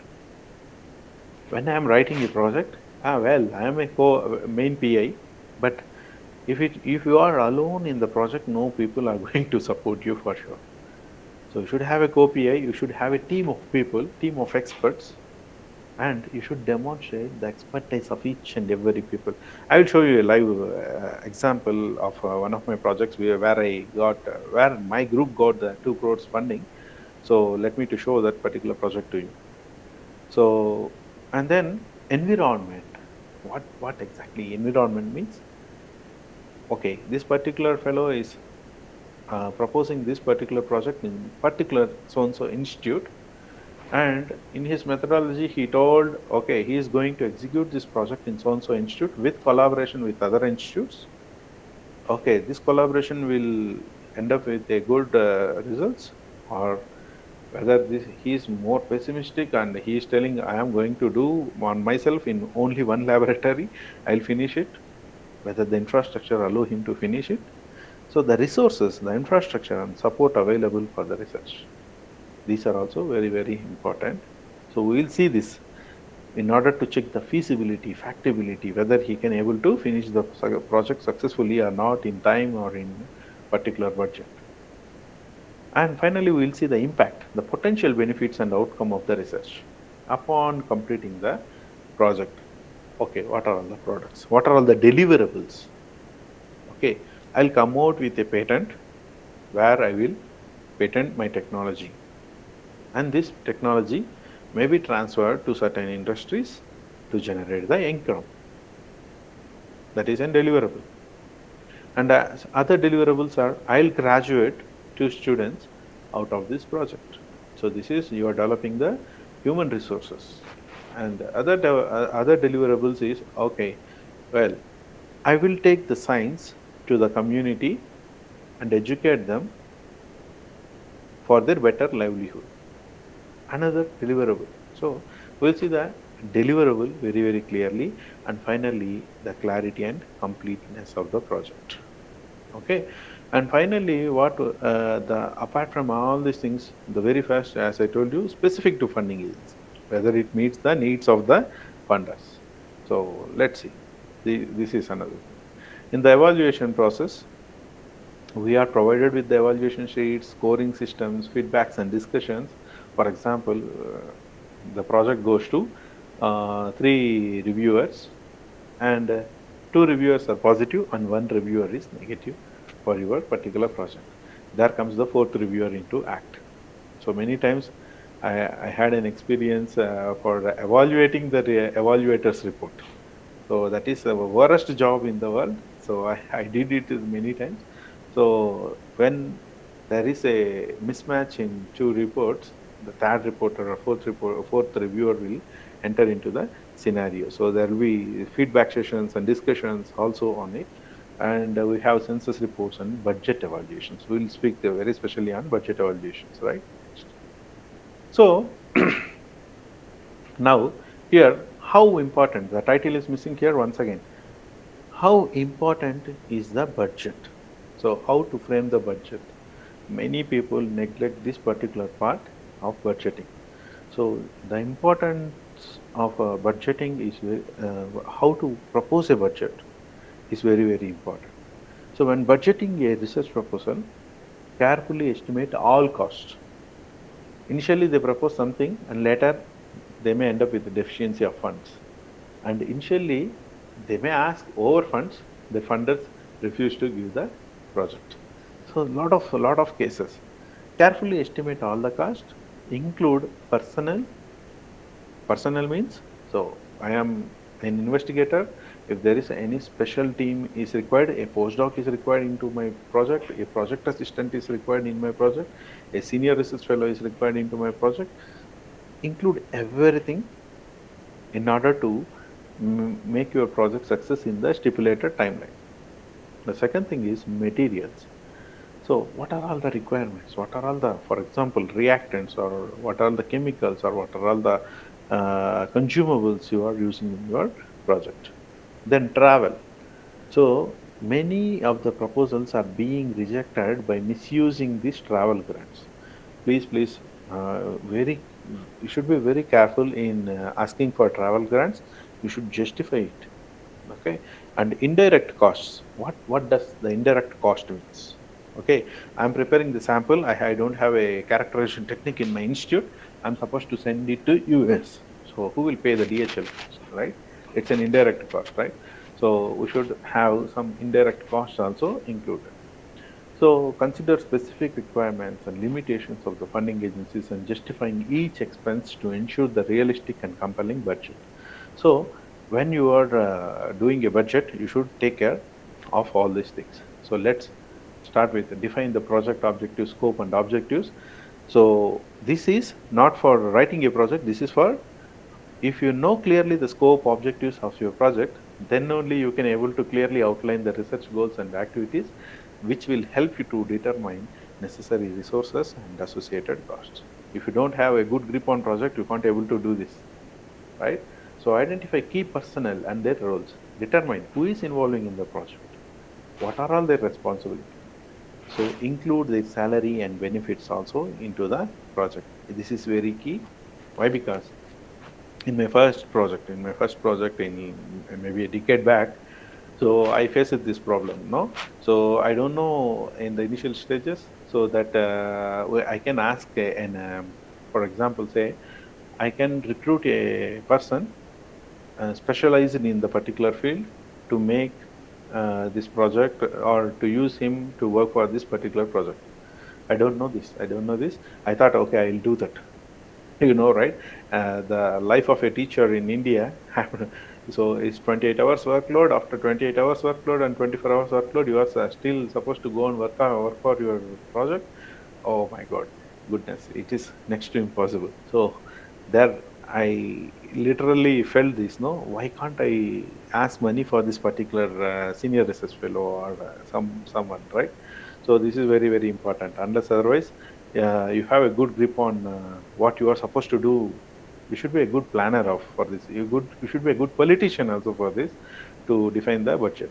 So list all the required resources. Compile a comprehensive list of materials, equipment, software, travel, and other all necessary items. Don't leave even each and every single thing. So don't say, when you have a good proposal, you don't worry about the money. You just ask. If really the proposal meet the needs of the funders, they will fund you. They will fund you. But justify each and every case. That's it. So then research cost and obtain the quotes. So first of all, for example, I want some particular equipment from my project. So without knowing the cost, don't put approximate prices. Why? Because immediately the reviewer will see, well, he is asking for so and so microscopic technique, and this equipment cost. Why? Because the experience of the reviewer is much higher than the applicant, for sure. So the reviewer knows, okay, this microscopic technique costs around some 2.8 lakhs rupees. Wow, but this fellow is asking for the same 8 lakh rupees. What it mean? No? So before putting a number, gather the quotes from multiple suppliers, compare the prices, and try to give the best value. Okay, I'm not saying give the least value. I am not saying give the highest value. Give the best value. Okay, so best value means, okay, it is not the at the highest range or lowest range, but the quality of the equipment and the cost is, it should be balanced very well here. It's a kind of a how to say, business, right? So have a good eye on it, please. So then consult with experts before writing some number. Try to consult with experts. Well, I'm going to put so and so amount for this so and so, so and so, for example, the travel plans, or so and so, for example, say the maintenance of equipment. So is it okay? If, or the funders may think it is high, so seek an advice. So in each and every part, you should seek an advice. Consider indirect cost. Indirect cost, here comes overhead costs of the, well, you are the owner of your project, but you are going to execute in an institute. Okay. For example, say Biju Patnaik Institute, one professor got some funds. He should consider the overhead costs. Why? Because if he is executing so and so project in that particular institute, the institute should provide the basic things for the researcher to execute the project. Basic things in sense, from water, from electricity, from space, from everything, basic needs the institute should do. And it doesn't come free for the institute also. No, institute also supposed to pay the current bills, supposed to pay the water bills, everything, right? So institutional overhead cost, facility usages, administrative fees, other institutional expenses. Create a detailed budget, categorize it. So how to categorize it? Okay, so personals, supplies, travels, equipments, no? So labor charges or external services, etc., etc. You should categorize and justify each of them. Okay, for example, I am asking an equipment for analysis of microplastics. Okay, for microplastics, I should use an equipment which costs around some 50 lakhs. Okay, so I am asking this, but you should make a good justification why you are asking this particular equipment. In the same range, there are different equipments which is cheap, which is cost, and you are going for an intermediate range. Does this particular equipment will meet your expectations to solve the problems? Everything you need to justify over there. Okay, so include a budget narrative. Provide a clear, concise explanation of your budget, highlighting key assumptions and cost-saving measures. And many of the budget inclusions, this particular part of cost-saving measures disappears, and which is not a right thing actually. So you should say, explain. Okay, I am so buying so and so equipment. I can go for the highest, costliest equipment, but considering a low budget equipment with the similar specifications, with the similar qualities, with the experience what we are having in the previous institutions or with your previous work, I'm referring this on so equipment so that it will fit for your thing. You are supposed to justify, include it, narrative, right? You should be a good narrative writer here, in justifying your budget. Otherwise, they won't think, okay, well, they are asking some budget and there is no justification for it, and this may be a reason for rejection also. Okay, and then review and revise once again. For every part, review and revise is very common. Check for errors, inconsistencies, potential overspending, and seek feedback. This is common point. Make necessary revisions. Adjust your budget based on your feedback and any changes to the project scope or timeline. So this is this is how you should make a budget. Okay, so the budget. See, we'll see a realistic example also. Okay, before completing the session. So if the time permits, I have 20 minutes. Let me to go for. And you should present it very professionally. So follow the guidelines of agencies and use a clear and concise formats. So during budget preparation, please make sure what are all the allowable costs. No? Sometimes some budget people, some funders used to say, don't put the travel grants. We are not funding the travel grants. This is not a this is not for your tours or no trips. So there are certain restrictions are there. So cost sharing. If there is two or more institutions participating in the same project, so this is very key. So you should be on an agreement how much funds are supposed to go to what institutions, right? So this sharing should be very clearly mentioned in the project, right? So indirect cost should be mentioned, as I mentioned earlier, budget justification, and the currency. I wrote here like a, only in US dollars, since we used to write in crazy US dollars or Mexican dollars. So well, it is in INR also. If you are writing in India, timeline alignment. Ensure the budget aligns with your project and timelines and milestones. That's it. So with this, I will wind up the budget part also. And now I will give you the several n number of common mistakes I took some of the things from Harvard Catalyst Writing Center, and I wrote something on my own, and no, I mixed something. So well, so what are all the common mistakes when people used to write? No, the proposal lack of significance or new original ideas. It is the very common thing to reject. The first thing, we'll see. There is no significance, no real new or original ideas. We reject it. The proposal raises ethical concern. What is ethical concern? The plagiarism, the salami kind of stuff. I think you might, if you might have read this word salami in the ethics of research, you know this salami kind of research from the same research trying to manipulate something to get another fund. No, this kind of things. If there is a ethical concerns, we are never going to accept the proposals from the reviewer point of view. The research has low impact on an advancing scientific technology. Already many literature are there, and still a guy is coming and proposing as if it is new, as if reviewers are blind. No, we won't accept it. The scientific rationale is not provided. No, the scientific rationale, if it is not provided or is not valid, no, then we are not going to accept it. So the proposal is too ambitious, too much work proposed. This is also a problem. Even though the proposal is strong, if the timelines doesn't permit him to do the work, then also we used to reject it, and we used to give him a feedback stating that, hello, my dear doctor so and so. So your research proposal is good, your problem finding is good, and your suggestion is good, and your innovative ideas is good, but the proposal timeline is too low or too high. So better luck next time. No, it's a very very worst thing that should not happen for any researchers. And then the proposal has unfocused aims and unclear goals, also rejection. Aims relate too much on success of, this one is very important. The aims relate too much on success of prior aims. I have two different goals, three different goals.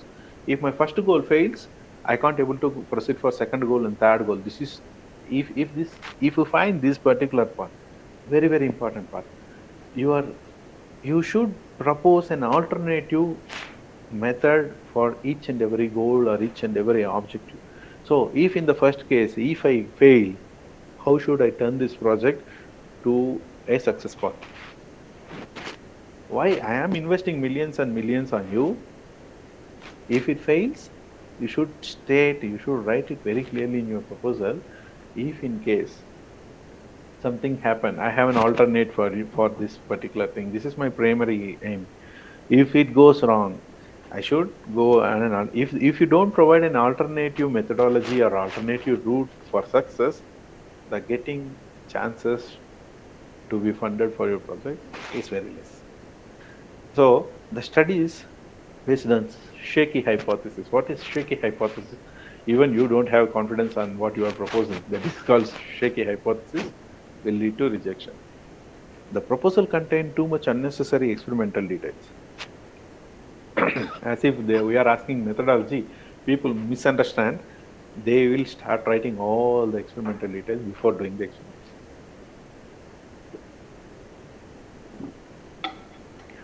which is also not a good idea. And the experiments, what you proposed are technology driven rather than hypothesis driven. So your experiment should stick to your hypothesis but not to the technology. No, what is already existing. Don't use artificial intelligence too much, right? So this is also another problem. So the priority is not clearly defined.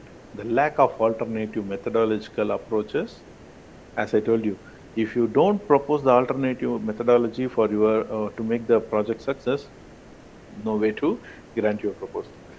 The proposal model system is not appropriate to address the proposed question. I have a problem, specific problem. I have a microplastic problem, and I am talking about other contaminants in the problem apart from microplastics in my methods. Okay. Well, this I, I would sincerely like to say these particular errors sometimes generates out of pressure which is there on the particular researcher. For example, how to say, there is a pressure from the institution side. No, private institutions say, if you don't get the proposal, I will fire you out, and he don't have time, and at the same time he will be given 28 hours of workload, and he is under pressure. He will write something. Out of writing something, they will come up and end up with these kind of problems, right? The proposal is innovative but lacks enough preliminary data. It is innovative, yeah, the research question is good, everything is good, but the preliminary data, if something, if you demonstrate that it will work, it will be better. Sometimes a pre-project proposals also requested by the funders. For example, if I say that no, mixing two different technologies is factory, and they will say immediately, do you have any proofs? Do you conducted any small experiments regarding this? Do you have any evidence, preliminary evidence? If you show it, it will go. If you don't show it, it won't go, right? So that is also there. The preliminary data do not support the feasibility of the project hypothesis or the proposal lack of appropriate controls. Then also it will be leads to problematic part. So if the proposal doesn't discuss the potential pitfalls, no, you should show your proposal. Yeah, it is 100%. It is going to be success, and by the same time, there is 1% chance. If these steps goes wrong, there may be a chance of failing, and here is my alternative. So this is also is important in your project. And the lack of interpretation of data, and your collaborators don't have enough experience. For example, for the namesake, I will say, yeah, this so and so, my friend is not having any project, including in the project, even though he don't have expertise in the field. So this will also lead to rejection of projects. So preliminary data, and the investigator has few recent papers. If you don't have experience in what he is proposing, nobody will consider your proposal, that is for sure. The investigator failed to recruit collaborators or did not include letter of support from collaborators. This is some funding agencies used to do. And the proposal show little institutional commitments. The investigator has suboptimal access to the necessary equipment or technology. I proposed a super project and I don't have equipment to perform the experiments, then leads to problematic part. So as I told you, I took this particular general problems from these Harvard grant writers, and also I included some of the points in the first slide. So I should acknowledge this particular Harvard grant writers for taking this problem, taking these particular points, right? So, well, before going to the acknowledgement, as I promised you, I'll show a my proposal. If I have time, if I have, yeah, some 5 minutes, I will show you a proposal. But unfortunately, I didn't find time to translate it. Why? Because here in Mexico, we submit the proposals in Spanish language. So let me to explain you. Let me to go out of this particular screen, and let me to go to this. I hope it is visible for you, right? So the CONACYT is the funder actually here in Mexico, and here it is in Spanish. So this is national problems. So what is the theme? Is national problems. So in these national problems, what we have proposed, this is our institution, and this is some university and the specific institute, and the title of the project I used to translate it directly: water purification by nanofiber membranes impregnated with metal nanoparticles in zero valence state. Okay, this is the title of the project. So what exactly, to decode it in the normal layman language, we have water problem in certain states in Mexico, which is contaminated with heavy metals. But normal filters won't, it will filter the bacteria, it will filter the dissolved solids. But the metal ions, which is soluble, which are toxic in nature, the normal filters never used to filter it. Okay, so how to solve this problem? This is my problem actually. This is the problem which we took. So what we did actually, so he is the head of my laboratory, Lorenzo Martinez. He is no more. So now I am in his place. Okay. So what first exactly we have is executive resume, executive or abstract. So the abstract we given it in a very simple manner here. Okay. So it is in Spanish. Let me to do a translation, live translation for you guys. Okay. So okay, well, in English. So we'll see the abstract. We propose the fusion of two emerging technologies. Here is the text. To create a new, reliable, safe and effective water purification alternative for end user, particularly relevant to communities in marginalized areas, schools, workplaces and homes. And straight away, this is the thing what we are going to write. And we will focus basic research efforts and the adoption of industrial methodologies for following. We develop the production of zero valent nanomaterials for effective removal of heavy metals and ammonia. And as such, you know, nanoparticles are very small in nature. After putting into the water, and it will remove, but after purification of water, removing the nanoparticles itself is very difficult task. That's why what we do, we told we will insert the nanoparticles in a nanofiber mats, so and produce the membranes with high filtering and purification power. And we base the feasibility of this project success on the fact that the two emerging fields, the polymeric nanofibers and zero iron particles, are successfully matured to merge an original, highly relevant solution for water purification and make it massive expansion viable and economically competitive environment. So if you look at this particular abstract, what we are trying to say, we are going to work on a particular problem, and this is the problem and this is the solution. So we are going to solve this problem by merging these two technologies. That's it, right? So that's the thing what we wrote in exam in the abstract. And this we mentioned the problem. El problema national is what is the national problem, and here we mentioned what is the sources of contaminants in water. What are all the emerging industries in and around Mexico? So these are all comes under the problem, and after discussing the problem, we ourselves give the solution, the proposal of the solution, how what we propose, no, and then we proposed a solution and how we are going to execute it. And here we did the feasibility, viability, that is viability or feasibility, and we told here very much them we have the state of art infrastructure to do all these things. We have everything to synthesize, and we have collaboration with industries also, and a small literature here.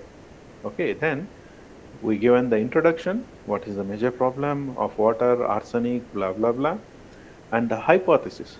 So our hypothesis is there is an existing material, nanovalent iron, and we this only these particles, if we put it in water, it will become a secondary contaminant. Why? Because nanoparticles are not visible to our eyes.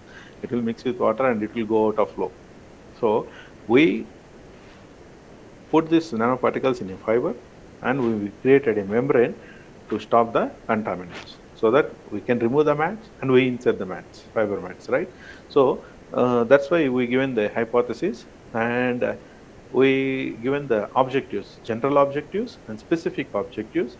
So in these objectives, we are very keen in telling them that we are going to fuse two particular technologies to get rid of one particular problem. We given different methods. Methods is goals, and goal 1, goal 2, goal 3, goal 4, goal 5. So each and every year we should mention the goals and the methodology, how we are going to go, get rid of this particular problem. What are all the methodology we used to do? And here, as I told you, time plan. So in the year 1, in semester 1, what we will do, in year 1, semester 2, what we will do, year 2, semester 1, and year 2, semester 2, what we are going to be specific, and whatever you are doing here, it should reflect the objectives what you proposed earlier, right? So then results. what are all the results you are expecting. So we create the filter, we create the solutions, we generate the resource, human resources, and we generate a lot of stuff. So these are all the as for creating the project. Now comes the important part. Who are all working in this project, right? So here, the boss and our academic technicians, and here they are asking very exclusively what is the experience they have in this particular field. So their levels, where they are, their institution numbers, their employment numbers, everything, and the last myself who proposed the project, and another Indian guy with me, and finally at the end of the project, what you are going to give the deliverables, articles, graduate students, and book chapters, and one patents, and etc. etc. And finally, you have this reference section. And as I told you, the important thing here is to mention about the budget. Here comes the budget. If you look at, people may think, what they will get for this particular simple water problem, but it's a big problem, no, which leads to many diseases in the northern states of Mexico. So the amount what we got is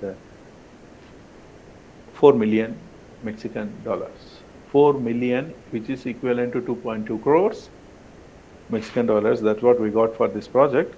And here, if you can see the budget splitting, we have clearly mentioned materials to use directly, and pasajes. Pasajes is the flight, using the flight charges. Using the viaticos is the, for example, if I go to some field work for collecting the sample, so my hospitality charges. So where I live, where I eat, whatever, no. So those charges, and the external services. I don't have certain characterization techniques in my lab, but I will make use of other institution techniques where I am supposed to pay. And honorarium for the professionals. So I used to contract certain people. I don't go into the fields, but I used to contract the people to go into the fields, and I'll pay them. So for them, I ask for some money. Here is the justification in Spanish. I'm sorry for the Spanish. And patent registration. I am supposed to register my work. So materials, and so this is the first year, and this is the second year. The same heads will come. So, and for the equipments, I asked a lot of 1 million. Here once again 300,000, and once again nearly 1 million. So a total of 2 millions I asked for the equipments, and 1.1 millions for the consumable charges, which costs around 4 million project. This is a successful project, and whatever the points I discussed so far in my presentation, you can see everything in my project. Everything in my project.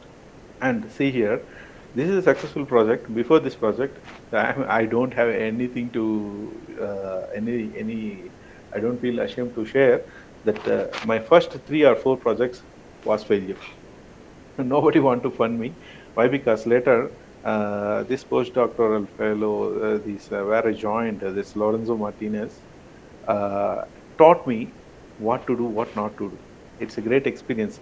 So many points which is there today in this particular presentation is out of the ideas what he given actually. So I would like to end up this talk. So if this virtual talk, I don't know how effective it is, but if I get a chance to meet you guys in presential, it will be very helpful. So before closing the session, I would like to thank the Lorenzo Martinez. He is a emeritus professor and a big industrialist also here. He is no more with us. So during the pandemic, we lost this wonderful man. So well, he is no more with us. Who is the person behind my career? So and then a lot of collaborators in Mexico and in India, right? So and international collaborators from Australia, Japan, and so beyond all these fellows, the funding agency, money makes many projects, right? So the CONACYT Mexico, DST India, UGC India, DGAPA, UNAM Mexico, SNI Conacyt, Mexico. These are all the main funders behind my successful career in the last 10 years in the Mexico. So I used to thank all those things. And here are some senior colleagues I used to teach. No, even I am the leader of the group. The senior scientists in my group, like Ramiro Perez, he is a senior scientist. I used to seek help from him for each and everything. So I am just talking here only the funding projects and grant writings, but apart from that, in my under my leadership, there are a lot of consultancy projects. I carried out nearly some 30 to 36 projects I completed in last 10 years, consultancy projects for industries. So for each and every report, I used to take his help. I used to show him, oh, hello, Ramiro, you just see these things, right? So I thank my personal secretary, Dr. This Monica, and all my French professor and some of the Indian colleagues in my group. And well, thank you for your attention. Yeah, this is my student batch. So this is the group of students who is working with me, and this is my institute, no, in front of my institute. So thank you for your attention, and feel free to ask any questions, and the session is open for discussion. Thank you very much.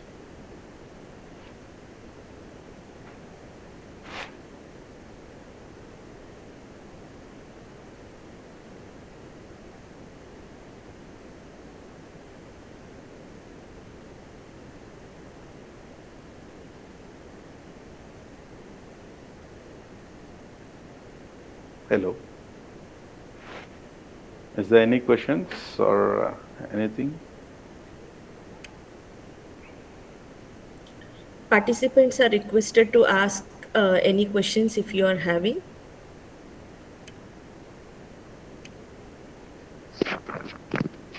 Very good morning, sir. I am Professor Tripathi from Einstein College.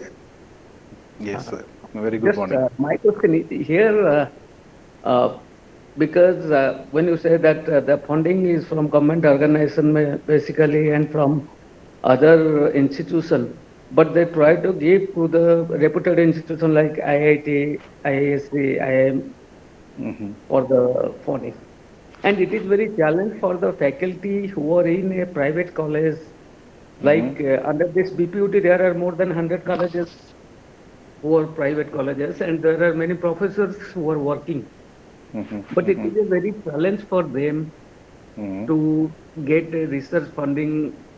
And if university can take some initiative, like Mm-hmm. collaborative research, so Mm-hmm. that any professor from government institution under Mm-hmm. this university can have a collaboration with the private institution and their mentor Mm. for the funding.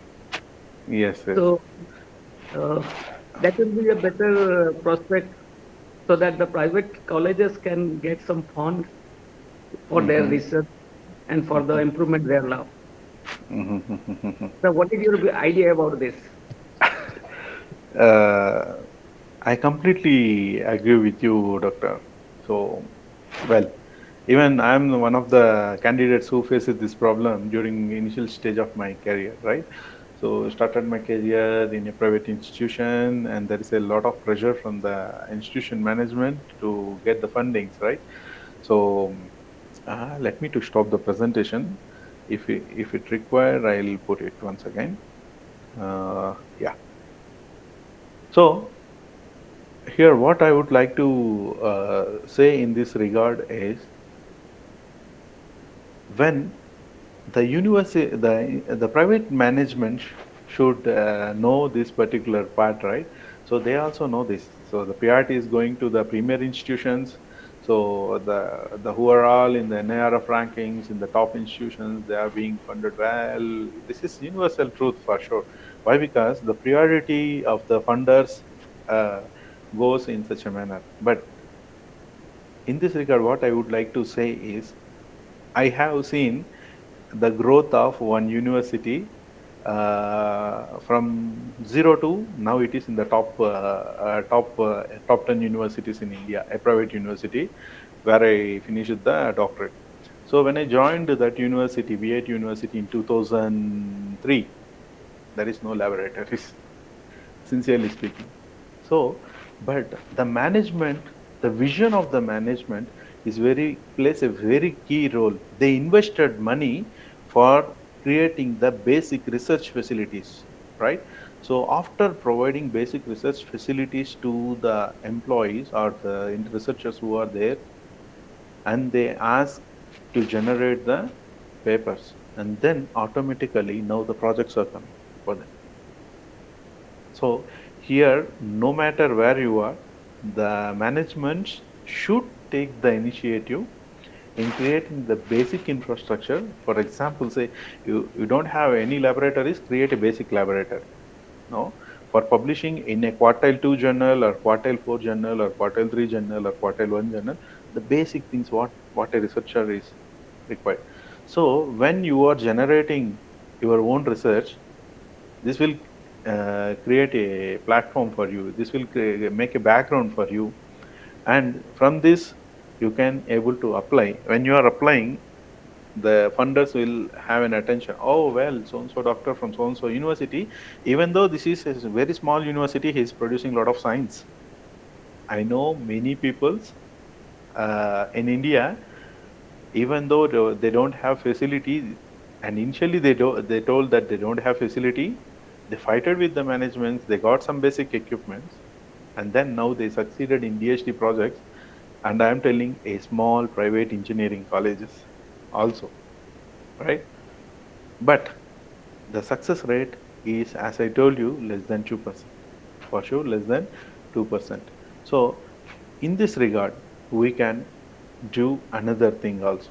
If you are enough innovative, if you are having a very good project in your hand, try to seek a private funding.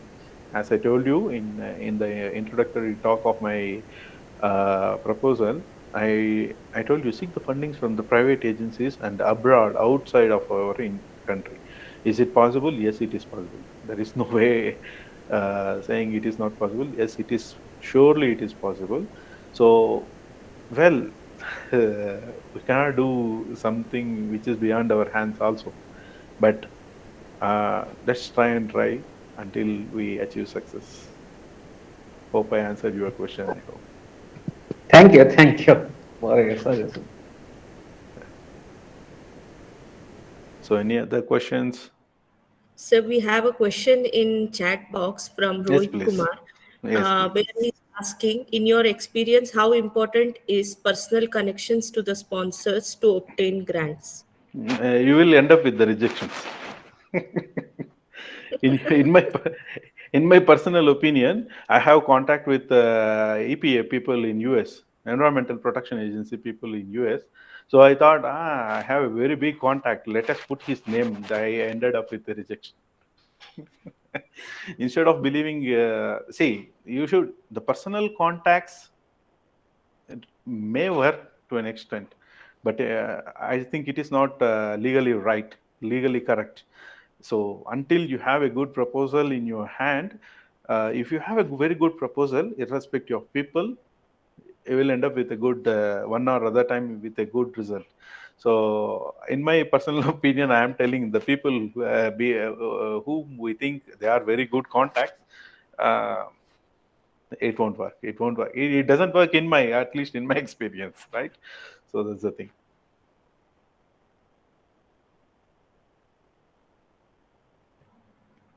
Okay, Rohit Kumar has replied for your question, sir. Thank you. After Uh-huh. facing many rejections, one wonders if that is the case.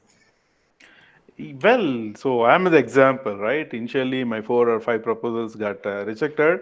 Of course, during my PhD, my first paper got rejected 36 times, like Ghazni Muhammad.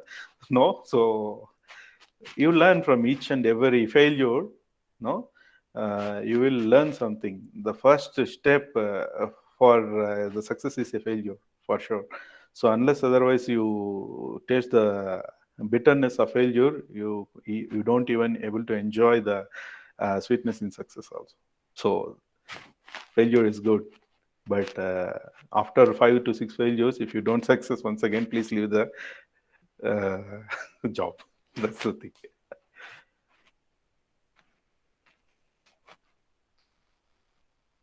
Any other questions?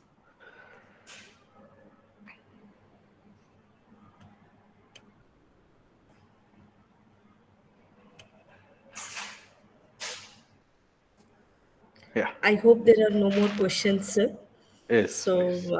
good morning, everyone, and good evening. It is time for a good night, also, No, sir, for it's a you. good night, On and I'm supposed to enter into good morning. It's midnight over here. Yes, yes, sir. Yeah. Okay. On I, Prithiyas, on behalf of BPUT fraternity and all the participants here, would like to express our sincere gratitude to Dr. Mohan Kumar Kesarla, sir, who has graciously taken his time to join us all the way from Mexico. We are truly honored to have had this opportunity to hear from such an esteemed expert on the topic of drafting research proposals. Your insightful presentation has provided us with invaluable knowledge, practical tips, and a deeper understanding of the essential components required to create a well structured and effective research proposal. The way you have addressed how to draft a research proposal and how the research grant proposals are evaluated was particularly enlightening and has given us the confidence to approach our own research proposals with a renewed perspective.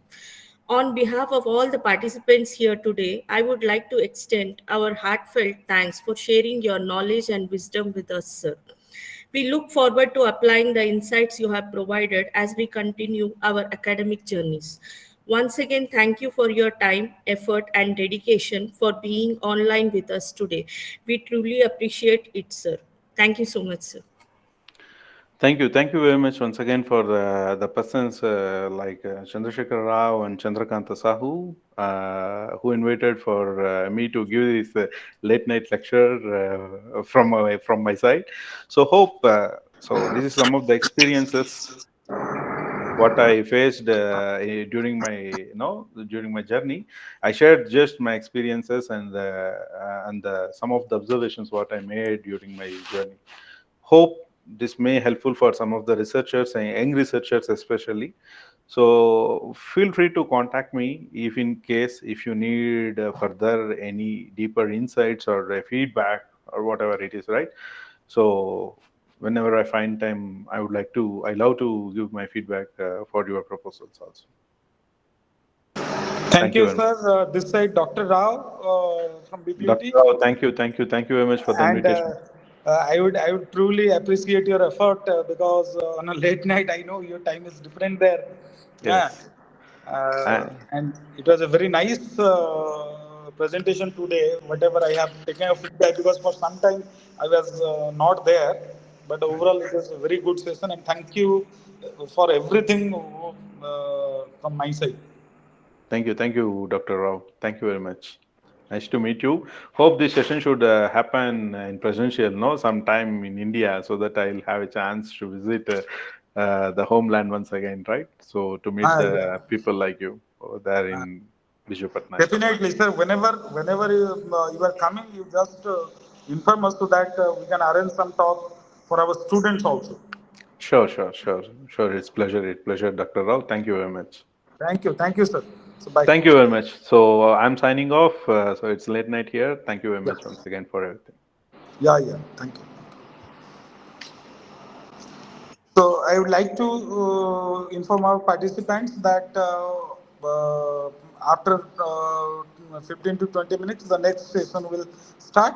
So you can have a break and soon join back. Thank you.